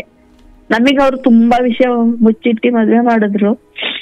ಆದ್ರೆ ಕೊನೆಗ್ ಗೊತ್ತಾಯ್ತು ಸರ್, ನಮ್ಗೆ ತುಂಬಾ ದಿನ ಏನ್ ಬೇಕಾಗ್ಲಿಲ್ಲ. ಅದೇ ತರ ನಾನು ಇವಾಗ ಮುಚ್ಚಿಟ್ಟು ವಿಷಯ ಮದ್ವೆ ಮಾಡ್ಬಾರ್ದು, ಎಲ್ಲಾ ವಿಷಯ ಹೇಳ್ಬಿಟ್ಟೆ ನಾವ್ ಮದ್ವೆ ಮಾಡೋಣ ಅಂತ ಪ್ರಯತ್ನ ಪಟ್ರೆ 40 ವರ್ಷ 45 ವರ್ಷ ಸರ್. ನನ್ನ ಏಜಾದ್ರು ಬಂದಾರೆ, ನಂಗೆ 49 ವರ್ಷ. ನನ್ನ ಏಜಾದ್ರು ಸಹ ಕರ್ಕ ಬಂದಿದ್ದಾರೆ ಬ್ರೋಕರ್ಗಳು. ಅದು ತುಂಬಾ ಬೇಜಾರಾಗುತ್ತೆ ಸರ್. ನನಗೆ ಅರ್ಥ ಆಯ್ತವ. ಆದರೆ ಈ ಸಮಯದಲ್ಲಿ ನೀವೊಂದು ನಿರ್ಧಾರಕ್ಕೆ ಅಥವಾ ನೀವೊಂದು ಮನಸ್ಥಿತಿಗೆ ಬಂದು ನಿಲ್ಲಬೇಕಾಗುತ್ತೆ. ಇಷ್ಟೆಲ್ಲ ನೋವು, ಇಷ್ಟೆಲ್ಲ ಸಂಕಟ, ಇಷ್ಟೆಲ್ಲ ಅವಮಾನ, ಮೋಸ ಇವೆಲ್ಲವೂ ಆದಮೇಲೆ ಮತ್ತೆ ಜನರಿಗೋಸ್ಕರ ನೋವು ತಗೊಳ್ಬೇಡ. ಈಗ ಮಗಳಿಗೆ 25 ವರ್ಷ, ನಾನೇ ಇಲ್ಲಿ ಕಾರ್ಯಕ್ರಮದಲ್ಲಿ ಮಾತಾಡಿದ್ದೀನವ, 32 ವರ್ಷದವರು ಇನ್ನೂ ಗಂಡು ಹುಡುಕ್ತಲೇ ಅವರೇ. ಅಂದರೆ ಈ 25 ವರ್ಷ ಇದೆಯಲ್ಲ, ಈ ವಯಸ್ಸಲ್ಲಿ ಮದುವೆ ಆಗದೇ ಇರೋರು ತುಂಬ ಜನ ಇದ್ದಾರೆ. ಬಟ್ ಈಕೆ ವಿಚಾರ ಏನಂದರೆ, ಈಗ ಆಲ್ರೆಡಿ ಒಂದಾಗಿ ಈ ಥರ ಆಗಿದೆ ಅಂತ ಸಮಸ್ಯೆ, ಅರ್ಥ ಆಗಲ್ಲ. ಆದರೆ ನಾನು ಹೇಳೋದು ಕೇಳಿಸ್ಕೊಳ್ಳವ, ಹೀಗೆ ಈಗಾಗಲೇ ಈಗ ಹೇಗಾಗ್ಬಿಡುತ್ತೆ ಅಂದರೆ, ಯಾರೋ ಉಂಡು ಬಿಟ್ಟಿರೋ ಎಂಜಲು ಕಣೋ ಅನ್ನೋ ಭಾವನೆಗೆ ಸಮಾಜ ಬರ್ಬೋದು. ಆದರೆ ನಾನು ಹೇಳ್ತೀನಿ, ಈ ಹೆಣ್ಣು ಅರ್ಥಾತ್ ನಿನ್ನ ಮಗಳನ್ನು ವರಿಸುವ ಆ ಪುಣ್ಯಾತ್ಮ, ನೀವು ಹೇಗೆ ಒಬ್ಬ ಸಂಸ್ಕಾರಯುತ ಮನೆತನದ ಹುಡುಗ, ಅಥವಾ ಅವನಿಗೆ ಕೋಟಿ ಇಲ್ಲದೆ ಇದ್ರೂ ಪರವಾಗಿಲ್ಲ, ರೋಗ ರುಜಿನಗಳು ಇಲ್ಲದೆ ಈ ಹೆಣ್ಣನ್ನು ಇನ್ಯಾರೋ ಈಗಾಗಲೇ ಮದುವೆ ಆಗಿದ್ದ ಅನ್ನೋ ತುಚ್ಛ ಭಾವನೆಯಲ್ಲಿ ನೋಡದೆ ಆ ಶುದ್ಧ ಭಾವನೆಯಿಂದ ನೋಡುವ ಒಬ್ಬ ಪುರುಷ ಬೇಕು. ಹೌದಲ್ಲ ತಾಯಿ? ಹಾಗಾಗಿ ನೀವು ಮುಂದಿನ 3 ಅಥವಾ 2 ವರ್ಷ ಈ ವಿಚಾರದಲ್ಲಿ ಅವರು ಬಂದರು 40 ವರ್ಷವರು, ಅಯ್ಯೋ ಇನ್ಯಾರು ಬರಲ್ಲ ಕೊಟ್ಟು ಬಿಡೋಣ. ನಾನು ಹೇಳ್ತೀನಿ, ಒಂದು ನವ ವಿವಾಹಿತೆಯನ್ನು ಅಂದರೆ ಇನ್ನೂ ಮದುವೆಯಾಗದ ಹೆಣ್ಣಿಗೆ ಯಾವ ರೀತಿಯಲ್ಲಿ ಒಬ್ಬ ಗಂಡು ಬಂದು ಮದುವೆ ಆಗುತ್ತಾನೋ ಅದೇ ರೀತಿ ನಿನ್ನ ಮಗಳಿಗೂ ಮದುವೆ ಆಗುತ್ತೆ. ಆದರೆ ಸಮಾಜ ಹಿಂಗೆ ಕರ್ಕೊಂಡು ಬರುತ್ತೆ, ಸಮಾಜ ಹಿಂಗೆ ಅನ್ನುತ್ತೆ, ಅದ್ರ ಬುದ್ಧಿನೇ ಅದವ. ಅರ್ಥ ಆಯ್ತಲ್ಲ? ನಿನ್ನ ಮನೆಗೆ ಯಾರನ್ನೂ ಪರವಾಗಿಲ್ಲ ನಾವು ಯಾವುದೋ ಹೊಸ ಗಂಡನ್ನು ನೋಡ್ತೀವಿ, ಬರಲ್ಲ. ಬರೋದೇ ಇಲ್ಲ ಅಂತ ನಾನು ಹೇಳ್ತಾ ಇಲ್ಲ. ಆದರೆ ನಿಮ್ಮ ಮನೆ ಬಳಿ ಕರ್ಕೊಂಡು ಬರ್ತಾ ಇದ್ದಾರಲ್ಲ, ನಾನು ಬಡವಿ, ನಾವು ಬಡವರು, ನಮ್ಗೆ ಯಾರು ಬೇಕಾದರೂ ಮೋಸ ಮಾಡ್ಬೋದು. ನಿಮ್ಮ ಮುಖದಲ್ಲಿ ಆ ಭಾವನೆಯನ್ನು ತೋರಿಸಿ ಎಲ್ಲರ ಕಾಲ್ದಡಿಗೆ ಹೋಗ್ಬಿಟ್ಟಿದ್ದೀರಾ ನೀವು. ಬಡವಿ ದುಡ್ಡಿನಲ್ಲಿ ಇರ್ಬೋದವ. ನನಗೆ ಅಂದರೆ ನಾನು ಒಬ್ಬ ಪುರುಷನಿಗೆ ನನ್ನ ಮಗಳನ್ನು, ಇಷ್ಟು ವರ್ಷ ಸಾಕಿದ ಮಗಳನ್ನು ಕೊಡ್ತೀನಿ ಎಂದಾಗ, ಇಲ್ಲ ಇಲ್ಲಿ ಅವನು ನಮ್ಮ ಮುಂದೆ ಬಂದಿಲ್ಲ, ನಮ್ಮ ಮನೇಲಿ ಒಂದು ದಿವಸ ಊಟ ಮಾಡಿಲ್ಲ, ನಮ್ಮ ಕಷ್ಟ ಸುಖ ಕೇಳಿಲ್ಲ, ಮನೆಗೆ ಬಂದು 1-2 ದಿವಸ ಕೂತಿಲ್ಲ, ಮನೆಗೆ ಬಂದು ಮಾತಾಡಿಸ್ಕೊಂಡು ಹೋಗಿಲ್ಲ, ಇದು ಯಾವುದೂ ಇಲ್ಲದಾಗ, ಅರೆ ಇಲ್ಲಿ ಕರೆಕ್ಟಾಗಿ ನೋಡ್ತಾ ಹೋದರೆ ನಿಮಗೂ ಆ ಶ್ರೀಮಂತಿಕೆಯ ಮೇಲಿನ ಮೋಹ ಇತ್ತು ಅಂತ ಆಯ್ತಲ್ಲವಾ? ಇದು ಇಲ್ಲ ಸರ್, ಆ ಥರ ಇರಲಿಲ್ಲ. ನಿಮ್ಮ ಕತೆ ಅಥವಾ ನೀವು ನಡ್ಕೊಂಡ ರೀತಿ ಇನ್ಯಾರಿಗೂ ಮಾದರಿ ಆಗಬಾರ್ದು. ಹಣದಲ್ಲಿ ಬಡವಿ ಇರ್ಬೋದು, ಆದರೆ ನನ್ನ ಮನೆಯಿಂದ ಒಂದು ಲೋಟ ಉಪ್ಪು ಕೊಡಬೇಕಾದ್ರೆ ಲೋಟ ವಾಪಸ್ ಕೊಡಿರುವ ಮರಿದಂಗೆ ಅಂತ ಲೋಟದ ಬಗ್ಗೆ ಅಷ್ಟು ಕಾಳಜಿ ಮಾಡೋ ನಾವು, ಹೆಣ್ಣಿನ ವಿಚಾರದಲ್ಲಿ ಒಂದು ನೀತಿ ಇದೆ. ಬಡವಿಗಾದರೂ ಶ್ರೀಮಂತರಿಗಾದರೂ ಒಂದು ಹೆಣ್ಣು ಕೊಟ್ಟು ತಗೊಳ್ಳೋ ವಿಚಾರದಲ್ಲಿ ಅದರಲ್ಲಿ ಯಾವ ಸಿರಿವಂತಿಕೆ ಬಡತನ? ಮದುವೆಗೆ ಶ್ರೀಮಂತನ ಮನೆಯ ಮದುವೆಗೆ 2,000 ಜನ ಸೇರ್ಬೋದು, ನಿನ್ನ ಮಗಳ ಮದುವೆಗೆ 2 ಮಾತ್ರ ಸೇರ್ಬೋದು, ಅಥವಾ 200 ಜನ ಸೇರ್ಬೋದು. ಜನ ಸೇರಿದ್ದಾರೆ ಅನ್ನೋದ್ರ ಮೇಲೆ ಅದು ಅದ್ಭುತವೋ ಅಥವಾ ಕನಿಷ್ಠವೋ ಅಂತ ಅಲ್ಲ. ಆ ಸಂಬಂಧಗಳು, ಗಂಡ ಹೆಂಡತಿ ಅಥವಾ ಕೊಟ್ಟು ತೆಗೆದುಕೊಳ್ಳೋ ವಿಚಾರದಲ್ಲಿ ಅವ್ರ ಮನೆಯ ಸಂಸ್ಕಾರ, ಇವ್ರ ಮನೆಯ ಪರಿಸ್ಥಿತಿ, ಒಬ್ಬ ತಾಯಿಯಾಗಿ ನೀನು ಆ ಕರ್ತವ್ಯವನ್ನು, ಅಯ್ಯೋ ನಾವು ಬಡವರು, ಇಲ್ಲಿ ನಿಮ್ಗೆ ಆ ಉದ್ದೇಶ ಇಲ್ಲದೇ ಇರ್ಬೋದು, ಆದರೆ ಹೊರಗಡೆಯಿಂದ ನೋಡಿದಾಗ ಶ್ರೀಮಂತರು ಮನೆಯದಂತ ಗೊತ್ತಾದ ಮೇಲೆ ಮಾಡಿರ್ಕೊಳೋ, ಏನು ನೋಡಲಿಲ್ಲ ಬಿಡಲಿಲ್ಲ, ಏನು ವಿಚಾರಿಸಲಿಲ್ಲ ಮುಂದೆ ವಿಚಾರಿಸಲಿಲ್ಲ ಕೊಟ್ಟರು ಅನ್ನೋ ಆಗುತ್ತೋ ಇಲ್ವೋ? ಆಗಿದೆ ಸರ್. ಈಗ ನಿಜ ಏನು ಅಂತ ನನಗೆ ಗೊತ್ತು ಸರ್. ಅವನಲ್ಲಿ ಏನ್ ಪ್ರಾಬ್ಲಮ್ ಇತ್ತು ಅಂತ ಒಂದ್ ರಿಪೋರ್ಟ್ ನನ್ನ ಹತ್ರ ಇದೆ ಸರ್. ನಿಜವಾದ ರಿಪೋರ್ಟ್ ಯಾವಾಗ ಸಿಕ್ತು? ಮದುವೆ ಆಗಿ ಒಂದು ಹಂತ ಆದಮೇಲೆ. ಸರ್ ಮದ್ವೆಗೆ ಒಂದೆರಡು. ಹಾಗಾಗಿ ನಾನು ಒಬ್ಬ ತಾಯಿಯಾಗಿ ನೆಟ್ಟಿಗೆ ನಾನು ಆ ಪ್ರೊಸೀಜರ್ ಏನಿದೆ ನಾನು ಅದನ್ನು ನೋಡಲಿಲ್ಲ, ಹೌದಲ್ಲ? ಅಂದ್ರೆ ವಿಚಾರಿಸ್ತೀವಿ ಸರ್, ಯಾರು ಹೇಳಿಲ್ಲ ಹುಡುಗ ಒಳ್ಳೇನು ಅಂತ ಹೇಳಿದ್ರು. ಹುಡುಗನ ಬಗ್ಗೆ ಜನ ಹೇಳೋದು ಬೇರೆ, ಸ್ವತಃ ನನ್ನ ಮನೆಗೆ ಹುಡುಗ ಬಂದಾಗ ನಾನು ಅವನನ್ನು ಗಮನಿಸೋದೆ. ಈ ಮಾರ್ಕೆಟ್ಗೆ ಹೋದಾಗಲೇ ಇಲ್ಲಿ ಕಡಿಮೆ ಕೊಡ್ತಾರ, ಪಕ್ಕದ ಅಂಗಡಿಲಿ ಇದಕ್ಕಿಂತ ಕಡಿಮೆ ಕೊಡ್ತಾರೆ ಅಂತ ಪಕ್ಕದ ಅಂಗಡಿಗೆ ಹೋಗ್ತೀವಿ. ಅಂದರೆ ಒಂದು ತರಕಾರಿ ವಿಚಾರದಲ್ಲಿ ನಾವು ನಾನಾ ರೀತಿಯಲ್ಲಿ ವಿಚಾರ ಮಾಡಿ ಕೊಂಡುಕೊಳ್ತೀವಿ ಅನ್ನೋದಾದರೆ, ಮಗಳನ್ನು ಕೊಡಬೇಕಾದಾಗ ನಿನ್ನ ಮಗಳು ಮಾಡಿದ ತಪ್ಪೇನು ಗೊತ್ತೇನು? ಯಾರನ್ನೋ ಓದಬೇಕಾದ್ರೆ ಓಡಿಸ್ಕೊಂಡು ಹೋಗಿದ್ರೆ ನಿನಗೆ ಸರೋಗೋದು. ಅದೇ ಸರ್ ಪ್ರಾಬ್ಲಮ್ ಇರೋದು. ಒಳ್ಳೆ ಮಕ್ಕಳು ಹುಟ್ಟಿದ್ರು ಕಷ್ಟ ಅನ್ನೋದು ಅದೇ. ಒಬ್ಬ ತಾಯಿಯಾಗಿ ಹೌದು, ಗಂಡ ರೀತಿ ಇದ್ದಾನೆ, ಆಕೆ ಎಜುಕೇಷನ್ ಕೊಡಿಸಿದ್ದೀರಿ, ಎಲ್ಲ ಮಾಡಿದ್ದೀರಿ, ಎಲ್ಲ ವಿಚಾರದಲ್ಲೂ ಆಕೆಯನ್ನು ಅದ್ಭುತವಾಗಿ ಕಾಪಾಡಿಕೊಂಡು ಈ ಪ್ರಮುಖವಾದ ವಿಚಾರದಲ್ಲಿ ಎಡವುದ್ರೆ ಬೇರೆ ಎಲ್ಲ ವಿಚಾರದಲ್ಲಿ ನೀವು ಮಾಡಿರೋ ಆಕೆಗೆ ಕೊಟ್ಟಿರೋ ಶಿಕ್ಷಣ, ಕೊಟ್ಟಿರೋ ಬದುಕು, ಕೊಟ್ಟಿರೋ ಬಟ್ಟೆಗಳು, ಆಕೆಯನ್ನು ಚೆನ್ನಾಗಿ ಏನು ನಿಮ್ಮ ಬಡತನವನ್ನು ಮೀರಿ ನೀವು ಆಕೆಗೆ ಎಲ್ಲವನ್ನು ಕೊಟ್ಟಿದ್ದೀರಿ, ಆ ಎಲ್ಲವೂ ಇಲ್ಲಿ ನಗಣ್ಯನಲ್ಲವಾ? ಯಾಕಂದರೆ ಮದುವೆ ಅಂದರೆ ಒಂದು ಹೆಣ್ಣಿಗೆ ಮದುವೆಗೆ ಮುಂಚೆ ತಂದೆಯ ಆಸರೆ ಅಥವಾ ತಾಯಿಯ ಆಸರೆ, ಮದುವೆ ಆದ ಮೇಲೆ ಗಂಡ ಆಸರೆ, ವಯಸ್ಸಾದ ಮೇಲೆ ಮಕ್ಕಳ ಆಸರೆ. ಅಂಥ ಗಂಡನನ್ನೇ ನಾವು ಕೆಟ್ಟವನನ್ನು ಅವ್ರಿಗೆ ಕಟ್ಟಿಬಿಟ್ರೆ ಎಲ್ಲೂ ಹೋಗ್ಬೇಕು ಅವರು? ಪುಣ್ಯ, ಇಷ್ಟಾದ ಮೇಲೂ ಈ ಸಮಾಜವನ್ನು ಎದುರಿಸಿ ನಿನ್ನ ಮಗಳು ಬದುಕ್ತಿದ್ದಾಳಲ್ಲ, ಖುಷಿ ಪಡವ.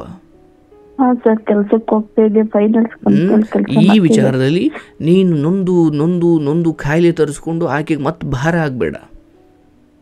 ನಿನ್ನ ಮಗಳಿಗೆ ಮುಂದಿನ 2 ಅಥವಾ 3 ವರ್ಷದಲ್ಲಿ ಅಥವಾ 2-1.5 ವರ್ಷದಲ್ಲಿ ಒಳ್ಳೆ ಸಂಬಂಧ ಬರುತ್ತೆ. ನೀನು ಸ್ವಲ್ಪ ತಾಳ್ಮೆಯಿಂದ ಕಾಯು. ಅಯ್ಯೋ 25 ಆಗಿಬಿಡ್ತು, ಇನ್ನು 37 ಇನ್ನೂ ನಮಗೊಂದು ಗಂಡುಡಿ ಕೊಡಿ ಅಂತ ಹೇಳ್ತಲೇ ಅವರೇ. ಅಂದ್ರೆ ನೋಡವ ಏನವ ಜನ ಸುಮ್ಮನಿರಲ್ಲ. ಅಯ್ಯೋ ನಿನ್ ಕೇಳಿಸ್ಕೊ, ನಿನ್ನ ಮನೆಯ ಹಿಟ್ಟಿನ ತಪ್ಪಲಿಯಲ್ಲಿ ಮುದ್ದೆ ಬರ್ತಾ ಇದೆಯಲ್ಲ, ಜನರಿಂದ ಬರ್ತಾ ಇದೆಯಾ? ಇಲ್ಲ ಸರ್. ಇಲ್ಲ ತಾನೆ? ಇಲ್ಲ. ದಯವಿಟ್ಟು ಅರ್ಥ ಮಾಡು. ಇವತ್ತು ನನ್ನ ಜೊತೆ ಮಾತಾಡ್ತಿದೆಯಲ್ಲ, ಒಂದು ನಂಬಿಕೆ ಇಟ್ಟು. ನನ್ನನ್ನು ಜನ ಬೈತಾರೆ, ಬೈಯೋರು ಇದ್ದಾರೆ, ಹೊಗಳೋರು ಇದ್ದಾರೆ. ನಾನು ಬೈಯೋರ್ಗೂ ಎದುರ್ಕೊಂಡು ನಾನು ಈ ಕಾರ್ಯಕ್ರಮ ನಿಲ್ಲಿಸ್ಬಿಡ್ಲಿಕ್ಕೆ ಆಗಲ್ಲ. ನೀವು ಅರ್ಥ ಮಾಡ್ಕೋತಾಯಿ. ಗಂಡ ಹಿಂಗಿದ್ದಾನೆ, ಮಗಳು ಬದುಕು ಹಿಂಗಾಯಿತು, ನನ್ನ ಬದುಕು ಹಿಂಗಾಯಿತು. ಈ ಸಮಯದಲ್ಲಿ ನೀವು ಹೆಣ್ಣಲ್ಲ, ನೀವು ಗಂಡಿನ ರೀತಿಯಲ್ಲಿ ಬದುಕಬೇಕು. ಇಲ್ಲಾಂದ್ರೆ ತುಳಿದಾಕ್ಬಿಡುತ್ತೆ ಈ ಸಮಾಜ. ಏನು ಮದುವೆ ಆಗದೆ ಹೋದ್ರೆ ಏನು ನಿಮಗೆ ನರ್ಕಕ್ಕೆ ಕಳಿಸಲ್ಲ, ಅಥವಾ ಮದುವೆ ಆಗ್ಬಿಟ್ರೆ ನಿಮ್ಮನ್ನು ಸ್ವರ್ಗಕ್ಕೆ ಕಳಿಸಲ್ಲ. ಮದುವೆ ಆಗ್ತೀವೋ ಬಿಡ್ತೀವೋ ಅದೆಲ್ಲ ನಾವು ಮಾಡ್ಕೊಂಡಿರೋದು. ಬಟ್ ಮದುವೆ ಆಗದೇನು ಮನುಷ್ಯ ಬದುಕ್ಬೋದಲ್ವ ನಾವು? ಅದೇ ಸರ್ ಬದುಕ್ಬೋದು. ನನ್ನ ಮಗಳೇ ಬಂತು ಅದೇ ಹೇಳ್ತಾಳೆ, ನಾವಿರೋವರೆಗೂ ಚೆನ್ನಾಗಿರೋದು. ಹೇಳ್ತಾ ಇದ್ದೀನಿ, ಇರೋವರೆಗೂ ತುಂಬ ಚೆನ್ನಾಗಿರಿ. ನೀವು ನಿಮ್ಮ ಮಗಳಿಗೆ ಕೊಡೋ ಅತಿ ದೊಡ್ಡ ಕಾಣಿಕೆ ಏನು ಗೊತ್ತನವ? ನೀವು ಕಾಯಿಲೆ ತಂದುಕೊಳ್ಳದ ಹಾಗೆ ನಿನ್ನ ಮಗಳಿಗೆ ಬರೀ ನಿನ್ನ ನೋಡ್ಕೊಳ್ಳೋಕೆ ಆಕೆ ದುಡಿಮೆ ಎಲ್ಲ ಖರ್ಚಾಗೋದಾದರೆ, ಗಂಡನ ಅಥವಾ ಈ ವೈವಾಹಿಕ ಜೀವನ ಬೇರೆ ಎಷ್ಟು ನೋವಾಗಿದೆ, ನಿನ್ನನ್ನು ಬೇರೆ ಈ ವಿಚಾರದಲ್ಲಿ ನೀನು ಕೊರಗೋದ್ರಿಂದ ನಿನ್ನ ಮಗಳು ಅಥವಾ ಬದುಕು ಸರಿ ಹೋಗುತ್ತೆ ಅನ್ನೋದಾದ್ರೆ ಕೊರಗು, ಆದರೆ ಸರಿ ಹೋಗಲ್ಲ. ನೀವು ಅರ್ಥ ಮಾಡ್ಕೊಳ್ಬೇಕು. ಈಗ ಹೌದು, ನಾನೇ ಹೇಳ್ತಾ ಇದ್ದೀನಿ. ನೀವು ಈ ವಿಚಾರದಲ್ಲಿ ಜನಾಂಗ ಅಂತಾರೆ, ಅವ್ರು ಯಾರೋ 40 ವಯಸ್ಸವ್ರನ್ನ ಕರ್ಕೊಂಡ್ಬರ್ತಾರೆ. ನೀವು ಒಬ್ಬರನ್ನ ಕರ್ಕೊಂಡು ಬನ್ನಿ ಅಂತ ಹೇಳಿದ್ದೀರಿ, ಅವ್ರಿಗೆ ಬೇಕಾದವ್ರನ್ನ ಕರ್ಕೊಂಡು ಬರ್ತಾರೆ. ನಮಗೆ ಬೇಕು ಬೇಡ ಅಂತ ನಿರ್ಧಾರ ಮಾಡ್ಲಿಕ್ಕೆ ಈಗ ಅವಕಾಶ ಇದೆಯಲ್ಲ. ಮತ್ತು ಮೊದಲನೇ ಸಾರಿ ಮಾಡಿದ ತಪ್ಪನ್ನು ಮಾಡಬೇಡಿ. ಇಲ್ಲ ಸರ್, ಅದಕ್ಕೆ ಈ ವಿಚಾರದಲ್ಲಿ ನಿನ್ನ ಆಯ್ಕೆಗಿಂತ ನಿನ್ನ ಮಗಳಿಗೆ ಬಿಡು. ಅರ್ಥ ಆಯ್ತಲ್ಲ? ಮತ್ತೆ ಯಾಕಂದರೆ ಸ್ವಯಂ ನಿಮ್ಮ ಮಗಳೇ ಆಯ್ಕೆ ಮಾಡಿಕೊಂಡು ಅದರಿಂದ ಒಳ್ಳೇದಾದರೂ ಆಕೆ ಅನುಭವಿಸಬೇಕು, ಕೆಟ್ಟದ್ದಾದರೂ ಅಯ್ಯೋ ಬಿಡು ನಾನೇ ಮಾಡ್ಕೊಂಡಿದ್ದು ಅಂತ ಆಕೆ ಅನುಭವಿಸ್ತಾಳೆ. ಅದೇ ಸರ್ ಪ್ರಾಬ್ಲಮ್. ಇವಾಗ್ಲೂ ಅಮ್ಮ ನೀನು ಒಪ್ಪಿದ ಹುಡುಗನ್ನೇ ನಾನು ಆಗ್ತೀನಿ ಅಂತಾಳೆ. ಅದು ಆಕೆಯ ದೊಡ್ಡತನ. ನಾನಿಲ್ಲ ಅಂತ ಹೇಳ್ತಿಲ್ಲ. ಆದರೂ ಒಬ್ಬ ತಾಯಿಯಾಗಿ ಅಯ್ಯೋ ನಾನು ಇದ್ದಾಗಲೇ ಎಂಥದೋ ಒಂದು ಕಟ್ಟಿಬಿಡ್ಬೇಕು, ಇದ್ದಾಗಲೋ ಇಲ್ದಾಗಲೋ ಎಂಥದೋ ಒಂದು ಅಂದರೆ ಮತ್ತೆ ಅಲ್ಲಿಗೆ ಬಂದು ನಿಲ್ಲಿಸ್ತೀನಿ ನಿನ್ನ ಮಗಳು ಬದುಕನ್ನು. ಅರ್ಥ ಆಯ್ತಲ್ಲ ತಾಯಿ? ನಿಧಾನಕ್ಕಾದರೂ ನಿನಗೆ ಶಿಕ್ಷಣ ಕೊಟ್ಟಿದ್ದೀನಿ, ಅರ್ಥ ಆಯ್ತಲ್ಲ? ನಾನಿದ್ರೂ ಇಲ್ಲದೆ ಹೋದರೂ ನಿನ್ನ ಕೈಕಾಲ ಆಡೋವರೆಗೂ ನೀನು ದುಡ್ಕೋ, ಸೇವಿಂಗ್ಸ್ ಮಾಡ್ಕೋ. ಈಗ ನಿಮಗೆ ಮಗ ಇದ್ದ, ನಿಮ್ಮನ್ನು ನೋಡ್ಕೊಳಕ್ಕೆ ತುಂಬ ಜನ ಇದ್ದರು, ಎಲ್ಲ ಇದ್ದರೂ ಅಂದ ಮಾತ್ರಕ್ಕೆ ನಿಮ್ಮ ಕಡೆ ದಿನಗಳು ತುಂಬ ಚೆನ್ನಾಗಿರ್ತವೆ ಅಂತ ಏನಿಲ್ಲ. ಬಾತ್ರೂಮಲ್ಲಿ ಮುಕ್ತಾಯ ಆಗ್ಬೋದು ನಿಮ್ಮ ಜೀವನ. ಹಾಗಾಗಿ ಅಯ್ಯೋ ನನಗಾದರೆ ನಮ್ಮ ಮಗಳಿದ್ದಾಳೆ, ನಮ್ಮ ಮಗಳಿಗೆ ಯಾರಿದ್ದಾರೆ, ಇಲ್ಲವಾ? ಈ ದೇಹದಿಂದ ಉಸಿರು ಹೋದ ಮೇಲೆ ಈ ದೇಹ ನಾಯಿ ಕಿತ್ಕೊಂಡು ತಿಂದರೂ ನಿಮಗೆ ಗೊತ್ತಾಗಲ್ಲ. ಅದಕ್ಕೆ ಅಯ್ಯೋ ನನ್ನ ಮಗಳಿಗೆ ಯಾರೋ ಒಬ್ರು ಇರಲಿ ಅಂತ ತಂದು ರಾಕ್ಷಸನ ಕಟ್ಟೋದಲ್ಲ. ಹಾಗಾಗಿ ಈ ವಿಚಾರದಲ್ಲಿ ಆ ಥರ ಬೇಡ. ನಿನ್ನ ಮಗಳು ದುಡಿತಾ ಇದ್ದಾಳೆ, ಆಕೆ ಬದುಕನ್ನು ಹೊರಗಡೆ ಜಗತ್ತಿನ ಏಳು ಬೀಳುಗಳನ್ನು ನೋಡ್ಲಿಕ್ಕೆ ಸ್ವಲ್ಪ ಅವಕಾಶ ಕೊಡು. ಇಂಥ ಇನ್ನ 3 ಸೋಲಾದರೂ ಆಕೆ ಬದುಕು ಧೈರ್ಯ ಬರೋದು ಎಲ್ಲಿಂದ ಗೊತ್ತೇನು? ಹೊರಗಡೆ ಜಗತ್ತಲ್ಲಿ ಸುತ್ತಾಡಿದಾಗ. ನೀನು ಅಯ್ಯೋ ಜನ ಹಿಂಗೆ ಮಾಡ್ಬಿಡ್ತಾರೆ, ಜನ ಹಿಂಗೆ ಅಂದ್ಬಿಡ್ತಾರೆ ಅನ್ಕೊ ಮತ್ತೆ ಯಾವುದೋ ತಂದು ಕಟ್ಟಿ ಮತ್ತೆ ಅನುಭವಿಸೋಕ. ಒಬ್ಬ ತಾಯಿಯಾಗಿ ನೀನೇನು ನೋವು ಪಡ್ತೀಯಲ್ಲವ, ಅದನ್ನು ಅನುಭವಿಸೋಳಾಗಿ ಅದಕ್ಕೆ ನಿನ್ನ ನೋವಿಗಿಂತ 3 ಪಟ್ಟಿರುತ್ತದು. ಹೌದು ಸರ್. ಮನೆಗೆ ಬಂದಾಗ ಮಗಳೇ ಬಿಡು, ಸಮಾಜ ಏನನ್ನುತ್ತೆ ಅದೆಲ್ಲ ಬಿಟ್ಬಿಟ್ಟು ನಾವೀಗ ಇರೋವರೆಗೂ ಚೆನ್ನಾಗಿರೋಣ. ಯಾಕಂದರೆ ಅಮ್ಮ ನೀನು ನನ್ನ ಬದುಕನ್ನು ಹಾಳು ಮಾಡಿಬಿಟ್ಟೆ ಅಂತ ನಿಮಗೆ ಮುಖಕ್ಕೆ ಬೈಯುವಂತಹ ಮಗಳು ಹುಟ್ಟಿಲ್ಲ ಅಂತ ಖುಷಿ ಪಡಿ. ಹೌದು ಸರ್, ಆ ಥರ ಮಗು ಹುಟ್ಟಿಲ್ಲ ಅನ್ನೋದು ಒಂದೊಂದ್ಸಲ ಬೇಜಾರಾಗುತ್ತೆ. ಬೇಜಾರೇನಿಲ್ಲ, ನೀವು ಅದನ್ನು ಭಾವನಾತ್ಮಕವಾಗಿ ತಗೊಂಡ್ರೆ ಅದು ನಿಮ್ಮ ತಪ್ಪು.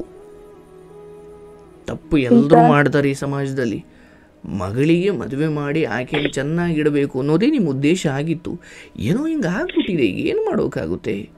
ಹಾಗಾಗಿ ಈ ಸಮಯದಲ್ಲಿ ನಾನು ಹೇಳೋದವ, ನೀವು ಆರೋಗ್ಯ ಕೆಡಿಸ್ಕೊಂಡು ನಿನ್ನ ಮಗಳಿಗೆ ಭಾರ ಆಗದೇ ಇರೋದೇ ಈ ಸಮಯದಲ್ಲಿ ನೀವು ಆಕೆಗೆ ಮಾಡೋ ದೊಡ್ಡ ಉಪಕಾರ. ದಯವಿಟ್ಟು ನಾನು ನಿಮ್ಮ ಸಂಪರ್ಕದಲ್ಲಿ ಇರ್ತೀನಿ.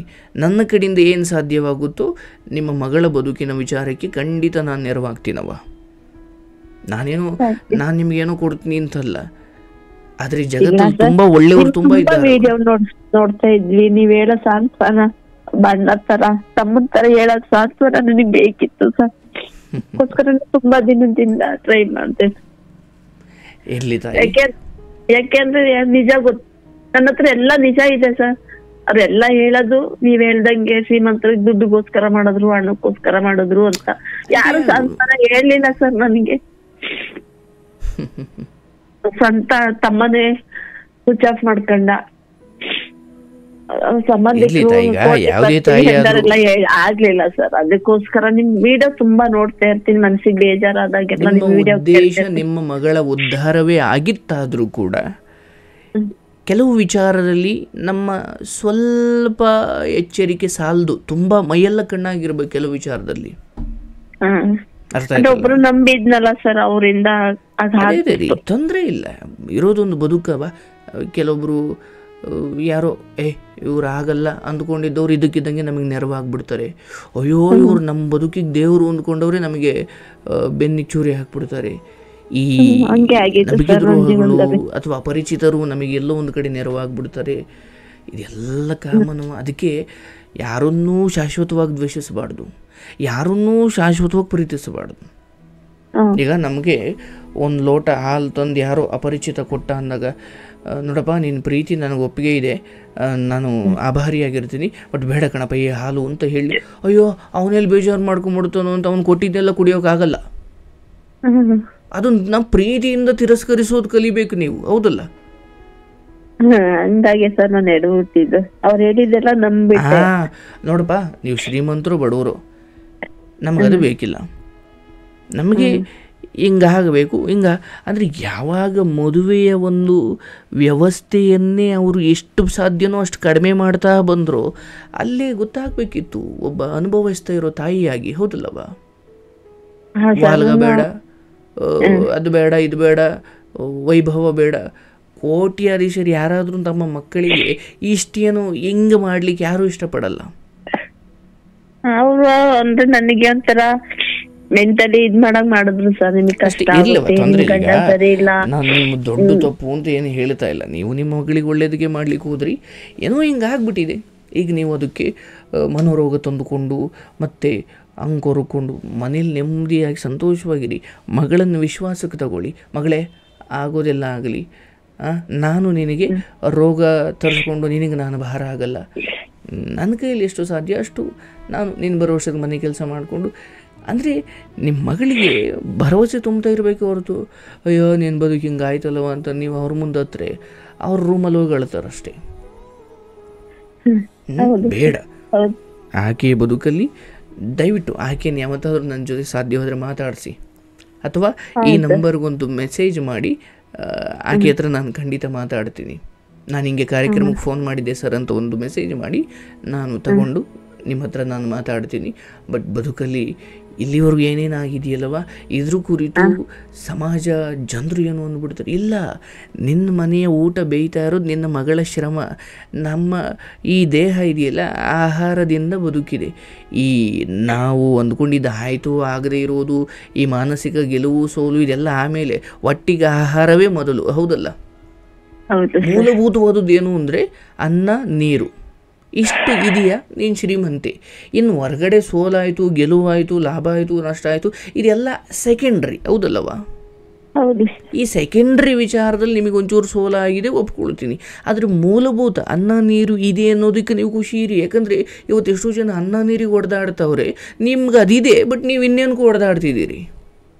ಹೌದು ಸರ್, ಅದ್ರಲ್ಲೇನಿಲ್ಲ ಸರ್. ಒಬ್ಬ ಗಂಡ್ ಮಗ ಯಾವ ತರ ಸಾಕ್ತಿದ್ದ ಅದಕ್ಕಿಂತ ಹೆಚ್ಚಾಗಿ ನನ್ನ ಮಗಳು ನೋಡ್ಕೊಂತಿದ್ದಾಳೆ. ಅಂದಮೇಲೆ ನಿಮ್ಮ ಬದುಕನ್ನ ಭಗವಂತನ ವರಪ್ರಸಾದ ಅಂತ ಭಾವಿಸಿ ದಯವಿಟ್ಟು ಸಂತೋಷವಾಗಿರಿ. ಅಳ್ದ ಯಾರು ನಿಮಗೆ ದ್ರೋಹ ಮಾಡಿಲ್ಲ. ಅರ್ಥ ಆಯ್ತಲ್ಲ? ಎಲ್ಲರೂ ಈಗ ಅವ್ರ ಉದ್ದೇಶ ಏನಿತ್ತೋ ಹೆಣ್ಣು ತೋರಿಸಿದ್ರು ಫೈನ್, ಬಟ್ ನಾನು ಎಚ್ಚರವಾಗಿರ್ಲಿಲ್ಲ ಅಂತ ಒಪ್ಕೊಳ್ಬೇಕಷ್ಟೇ. ಕಳ್ಳ ಬಂದು ಕದ್ದ ಅನ್ನೋದಕ್ಕಿಂತ ಕಳ್ಳ ಬಂದರೂ ಗೊತ್ತಾಗದಷ್ಟು ಏನು ನಿರ್ಲಕ್ಷ್ಯ ಮಾಡೋದು ಅನ್ನೋದೇ ಸತ್ಯ ಅಲ್ವಾ? ಅದನ್ನು ಒಪ್ಕೊಂಡಾಗ ಮನಸ್ಸು ಹಗುರ ಆಗುತ್ತೆ. ನೀವು ಕೊರಗೋದ್ರಿಂದ ಮಗಳು ಬದುಕು ಸರಿ ಹೋಗೋದಿಲ್ಲ ಅನ್ನೋದಾದರೆ ಒಮ್ಮೆ ಸಂತೋಷವಾಗಿದ್ದು ನೋಡಿ, ಬದುಕು ಸರಿ ಹೋಗುತ್ತೆ. ಏನೂ ಕಳ್ಕೊಂಡಿಲ್ಲ, ಕಳ್ಕೊಳ್ಳೋಕೆ ನೀವೇನೂ ತಂದಿಲ್ಲ. ಎಲ್ಲ ಬಿಟ್ಟು ಹೋದ್ಮೇಲೂ ಮಗಳನ್ನು ಎಲ್ಲೋ ಬೇಲಿಗೆಸ್ತು ಬಂದಿಲ್ಲ, ಸಾಕಿದ್ದೀರಾ, ಅಷ್ಟು ಸಾಕು. ಅರ್ಥ ಆಯ್ತಲ್ಲವಾ? ಅವಾಗ ನಾನ್ ಸಾಕಿದ್ಕಿಂತ 2 ಪಟ್ಟು ಸಾಕ್ತಿದ್ದಲ್ಲ ಸರ್. ಒಂದೊಂದ್ಸರಿ ಅವಾಗ ಮುಖ ನೋಡಿದಾಗ ನನಗೆ ಬೇಜಾರಾಗ್ಬಿಡುತ್ತೆ ಸರ್. ಇಂಥ ಒಳ್ಳೆ ಮಗು ಲೈಫ್ ಹಾಳಾಗ್ಬಿಡ್ತಲ್ಲ. ತಾಯಿ ಕರಳವ, ಅದು ಸಹಜ. ಈಗ ನಾನು ಹೇಳಿದಷ್ಟು ಗಟ್ಟಿಯಾಗಿ ನೀವು ಹೇಳಲಿಕ್ಕಾಗಲ್ಲ, ಯಾಕಂದರೆ ನೀವು ಹೆತ್ತವರು. ನಾನು ಏನೋ ಹೇಳ್ಬಿಡ್ಬೋದು, ಆದರೆ ಆ ಕರಳು ಅದು ಹಾಗೆ. ಆದರೆ ಸ್ವಲ್ಪ ತಿಳಿದವ್ರ ಮಾತು ಕೇಳು. ರೋಗ ತರಿಸ್ಕೊಂಡು ನೀನು ಹಂಗೆ ಮಗಳು ಬದುಕಲ್ಲಿ ಇಂಥದ್ದೇನೋ ಆಗ್ಲಿಕ್ಕೆ ಒಬ್ಬ ತಾಯಿಯಾಗಿ ನಿನ್ನ ಎಡವಟ್ಟು ಅಲ್ಲಿ ಬಹಳ ದೊಡ್ಡದಿದೆ. ಅದೇ ದೊಡ್ಡ ಕಾಯಿಲೆ ನನಗೆ. ಅದೇ ಸರ್, ನಾನೇ ನನ್ನ ಮಗಳು ಅದನ್ನೇ ನೇರವಾಗಿ ಹೇಳ್ತಾ ಇದ್ದೀನಿ. ಅದನ್ನು ಮೀರಿಯೂ ಮಾಡ್ಕೋತೀನಿ ಸರ್. ಅದು ಒಬ್ಳೇ ಮನೇಲಿ ಇರ್ತೀನಿ ಸರ್. ದಿನಕ್ಕೆ 10 ಸಲ ಡ್ಯೂಟಿಗೆ ಹೋದ್ರು ಫೋನ್ ಮಾಡುತ್ತೆ, ಅಮ್ಮ ತಿಂಡಿ ಆಯ್ತಾ, ಅಮ್ಮ ಊಟ ಆಯ್ತಾ, ತಿಂಡಿ ಮಾಡು ಅಂತ. ಅದ್ ನೀನೆ ನನ್ಗೆ ಅನ್ಸುತ್ತೆ, ಇಷ್ಟು ಕೇರ್ ಮಾಡೋ ಮಗಳದಕ್ಕೆ ಮೋಸ ಆಯ್ತು ಅನ್ನೋದೊಂದು ಬಿಟ್ಟು ಏನಕ್ಕೋ ತಲೆಯಿಂದ ಹೋಗ್ತಾನೆ ಇಲ್ಲ ಸರ್. ಈಗ ಆ ವಿಚಾರ ಬಂದಾಗಲಿಲ್ಲ, ಇಲ್ಲ ನನ್ನ ಮಗಳು ಜೀವಂತವಾಗಿ ಬಂದ್ಲು ಅದಾದ್ರೂ ಸಾಕು ಅಂತ.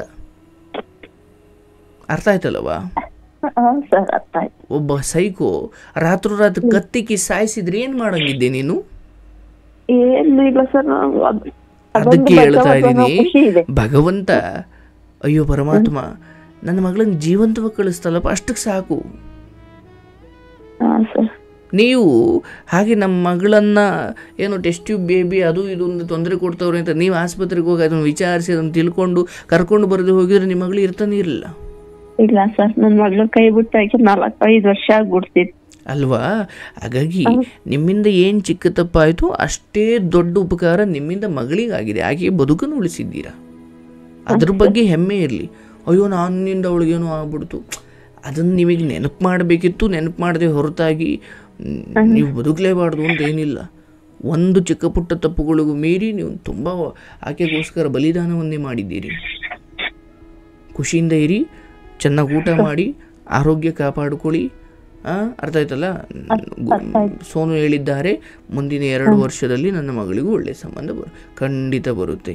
ಇದು ಕೃಷ್ಣನ ಮಾತು. ನಿನ್ನ ಮಗಳ ಬದುಕಿಗೆ ನೀವು ಯಾವ ರೀತಿಯ ಹುಡುಗನನ್ನು ಬಯಸ್ತಿದ್ದೀರಿ ಅದೇ ರೀತಿಯ ಕಷ್ಟ ನೋಡಿರೋ ಹುಡುಗನೇ ಬರ್ತಾನೆ. ಶ್ರೀಮಂತ ಬೇಡ ಸರ್, ನನ್ನ ಮಗಳನ್ನ 3 ಹೊತ್ತು ಊಟ ಹಾಕಿ ನನ್ನ ಮಗಳು ಚೆನ್ನಾಗಿದ್ದೀನಿ ಕಡಮ್ಮ ಅನ್ನೋದೊಂದು ಮಾತು ಅನ್ಬೇಕಂದ್ರೆ ನೀವು ಸ್ವಲ್ಪ ಆರೋಗ್ಯ ಕಾಪಾಡ್ಕೊಳ್ಳಿ. ಬಿಟ್ಬಿಡಿ. ಅದ ಏನಾಯಿತು ಅದು ನೀವು ಕೊರಗೋದ್ರೂ ಬರಲ್ಲ ಅಥವಾ ಕೊರಗೋದ್ರೆ ಸರಿ ಹೋಗಲ್ಲ. ಬದುಕು ಅನ್ನೋದು ಈಗ ಮತ್ತೆ ನಾಳೆ. ನಿನ್ನೆ ಏನಾಯಿತು ನೀವು ಅಲ್ಲಿಗೆ ಹೋಗಿ ಸರಿ ಮಾಡ್ಲಿಕ್ಕೆ ಆಗಲ್ಲ. ಅಪ್ಪ ಬಂದರೆ ಈ ಸ್ಥಿತಿಯನ್ನು ಚೆನ್ನಾಗಿ ನಗ್ತಾ ಕಳಿಬೋದು, ಮತ್ತು ನಾಳೆಗಳನ್ನು ಸ್ವಲ್ಪ ನಮಗೆ ಬೇಕಾದಂಗೆ ಮಾಡ್ಕೊಳ್ಳೋಕೆ ಅವಕಾಶ ಇದೆ. ಬಟ್ ನೆನ್ನೆಗೆ ಹೋಗಿ ನೆನ್ನೆ ಯಾವುದೋ ತಪ್ಪನ್ನು ಅಲ್ಲಿ ನಿಂತ್ಕೊಂಡು ಸರಿ ಮಾಡ್ಲಿಕ್ಕೆ ಆಗಲ್ಲ. ಹಾಗಾಗಿ ಮಗಳ ಮುಂದೆ ನಗ್ತಾ ಇರು, ಸಂತೋಷವಾಗಿರು, ಕಾಯಿಲೆ ತರಿಸ್ಕೊಳ್ಬೇಡಿ. ಖಂಡಿತ ನೀವು ಯಾವಾಗ ಫೋನ್ ಮಾಡ್ತಿರೋ ಆಗ ನಾನು ಮಾತಾಡ್ತೀನಿ. ನಿಮ್ಗೆ ಒಳ್ಳೇದಾಗ್ಲವ? ಆಯ್ತು ಸರ್, ನೀವು ಚೆನ್ನಾಗಿರ್ಬೇಕು ಸರ್. ನನ್ನಂತ ಎಷ್ಟೊಂದೊಂದು ತಾಯಿ ಇರೋದು ಸಮಾಧಾನ ಹೇಳ್ತಿರಲ್ಲ, 100 ವರ್ಷಕ್ಕಿಂತ ಜಾಸ್ತಿ ಇರ್ಬೇಕು ಸರ್ ನಿಮ್ಮಂತವ್ರು. ನೋಡಿ, ನಿಮ್ಮಂಥವ್ರ ಹಾರೈಕೆ, ನೀವು ಚೆನ್ನಾಗಿರಬೇಕು. ಆ್ಯಂಡ್ ನನ್ನನ್ನೊಬ್ಬ ಮಗ ಅಂತ ಭಾವಿಸಿ ಖಂಡಿತ ಹಂಚ್ಕೊಳ್ಳಿ. ಅರ್ಥ ಆಯ್ತಲ್ಲ? ಅದಕ್ಕೆ ಮಾಡ್ಬೇಕು ಅಂತ ತುಂಬಾ ದಿವಸದಿಂದ ನೋಡ್ತಾ ಇದ್ದೆ. ನನ್ನ ಮಗಳದ್ದು ತುಂಬಾ ದಿವಸದಿಂದ ಇದು ಮಾಡ್ತಾ ಇದ್ಲು ಅಂದ್ರೆ ಸಿಕ್ಕಿರ್ಲಿಲ್ಲ. ಓ, ನಿಮ್ಮ ಮಗಳು ಫೋನ್ ಮಾಡ್ತಿದ್ರಾ? ಹಾ ಸರ್, ನೋಡ್ತಾ ಇದ್ವಿ. ಹಾ ಸರ್, ಇದಾರೆ. 1-2 ನಿಮಿಷ ಮಾತಾಡ್ಬೋದಾ? ಹಾ ಸರ್, ಖುಷಿ ಸರ್, ಕೊಡ್ತೀನಿ. ಕೊಡವಾ?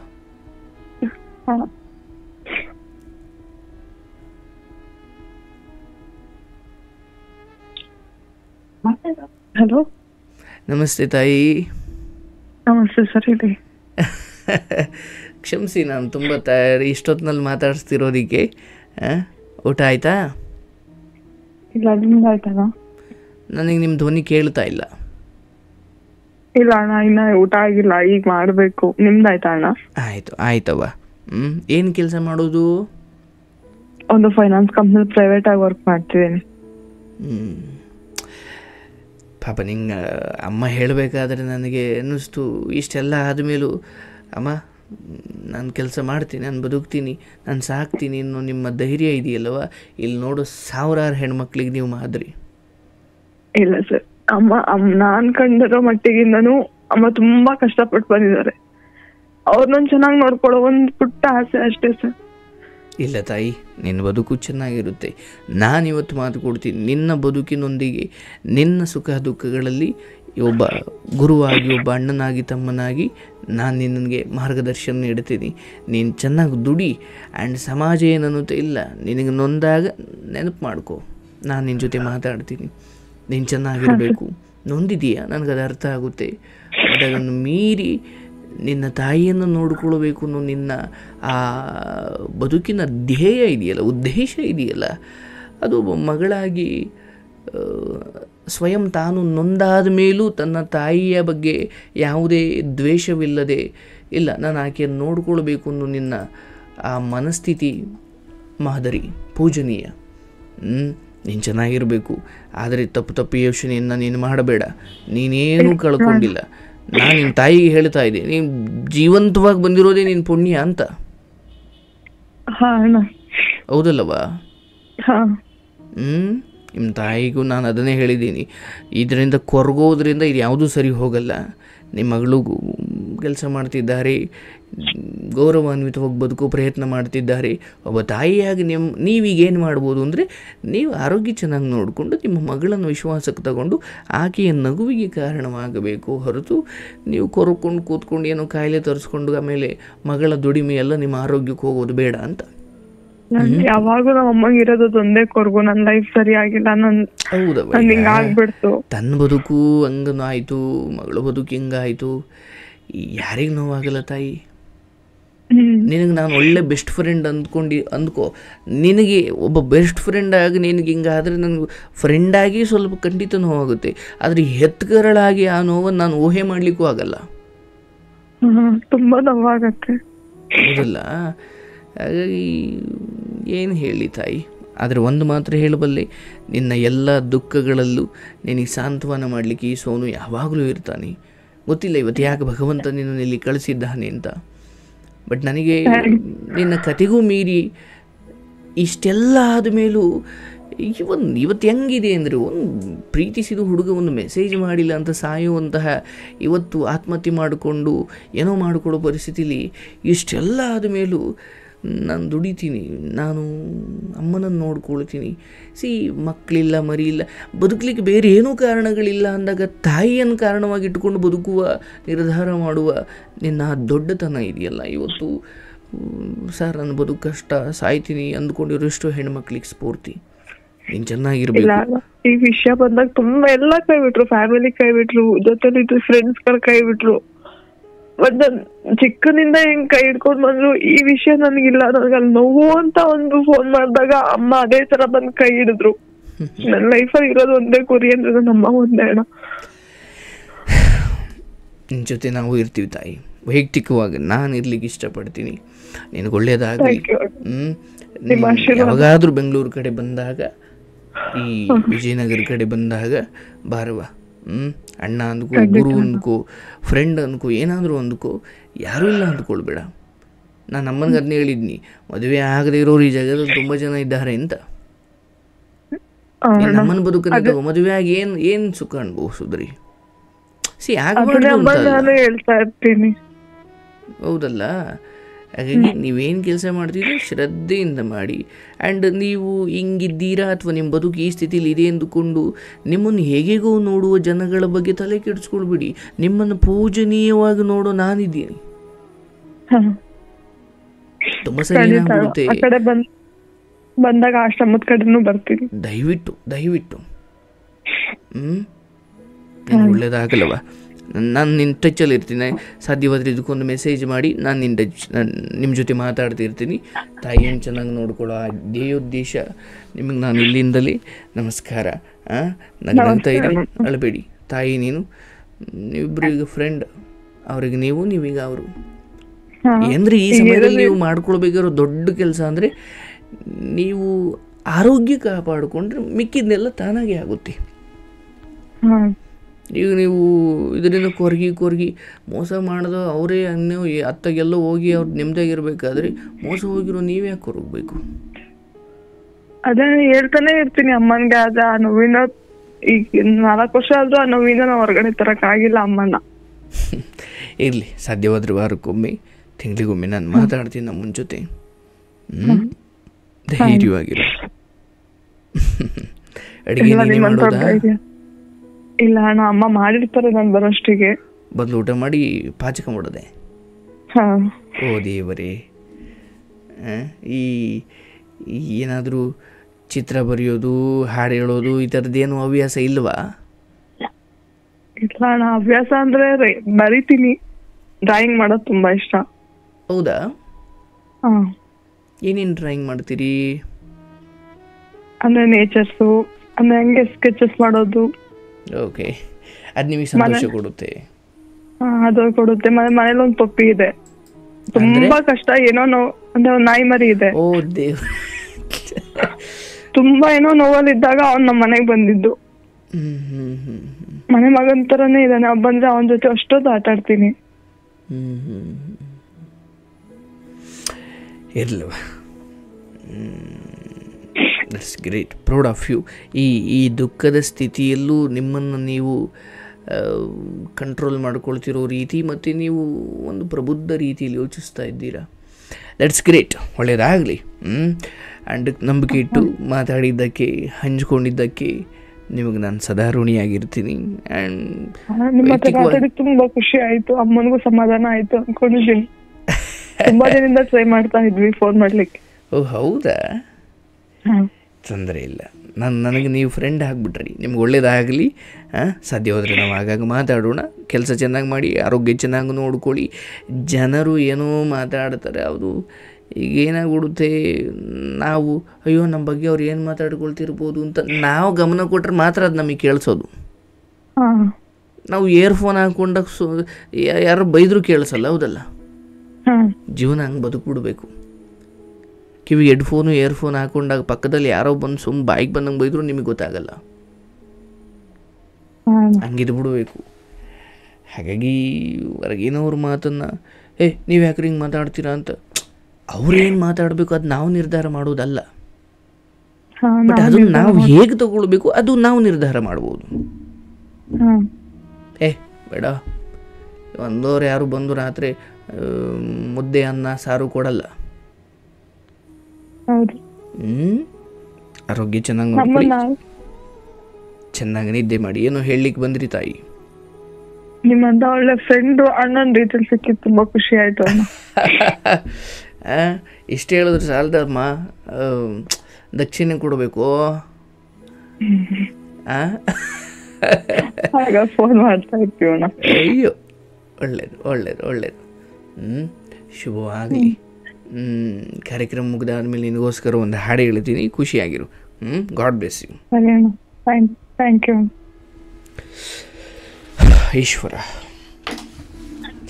ಯಾರ ಬದುಕು ಸುಲಭ ಅಲ್ಲ ಪಾಪ.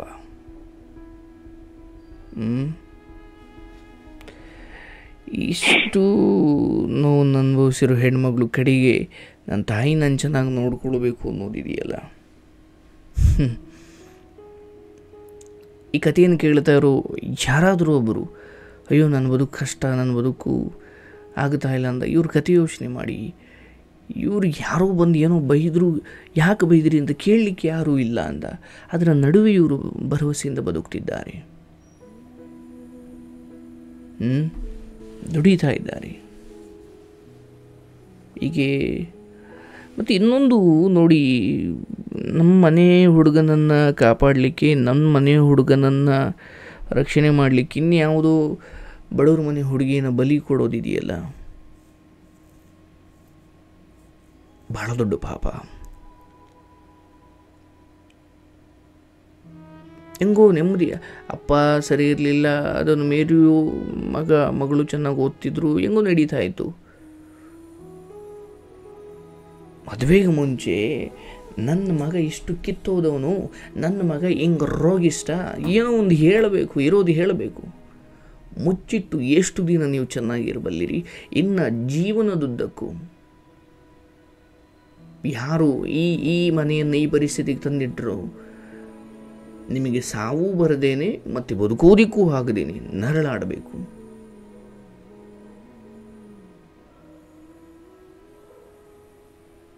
ಆ್ಯಂಡ್ ನಮ್ಮ ಹತ್ರ ದುಡ್ಡಿದೆ ಮಾತ್ರ ಯಾವುದೋ ಮನೆ ಹಾಳು ಮಾಡೋ ಬುದ್ಧಿ ಯಾಕೆ ಬರಬೇಕು? ನಿಮ್ಮ ಹಣದಿಂದ ಅಥವಾ ನಿಮ್ಮ ಕೋಟ್ಯಾಧಿಪತಿಯಿಂದ ಅಥವಾ ನಿಮ್ಮ ಸಿರಿವಂತಿಕೆಯಿಂದ ಒಂದೆರಡು ದಿನ ಬಡವರ ಮನೆ ಕಣ್ಣೀರು ಹಾಕಿಸ್ಬೋದು, ಆದರೆ ಜೀವನದುದ್ದಕ್ಕೂ ನರಳಬೇಕಾಗುತ್ತೆ. ಮನೆ ವಂಶ ಬೆಳೀಲಿ ಅಂತ ಇನ್ಯಾವುದೋ ವಂಶವನ್ನು ಹಾಳು ಮಾಡೋ ಬುದ್ಧಿ, ಆ ಇಡೀ ಮನೆಯನ್ನು ಕೃಷ್ಣ ಶಿಕ್ಷೆಗೊಳಪಡಿಸ್ಲಿ. ಪಾಪ, ಯಾವುದೂ ತಪ್ಪು ಮಾಡದೇ ಇರೋರು ಯಾಕೆ ಅನುಭವಿಸ್ಬೇಕಿದು?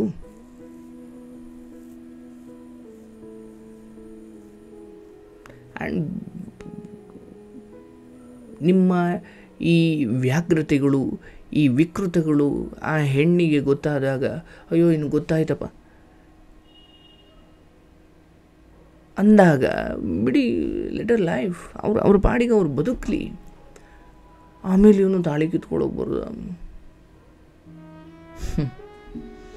ನೀವು ಹಣದ ಮೂಲಕ ಮನುಷ್ಯರನ್ನು ಕಟ್ಟಾಕ್ಬೋದು, ಕರ್ಮವನ್ನು ಕಟ್ಟಾಕ್ಲಿಕ್ಕಾಗಲ್ಲ.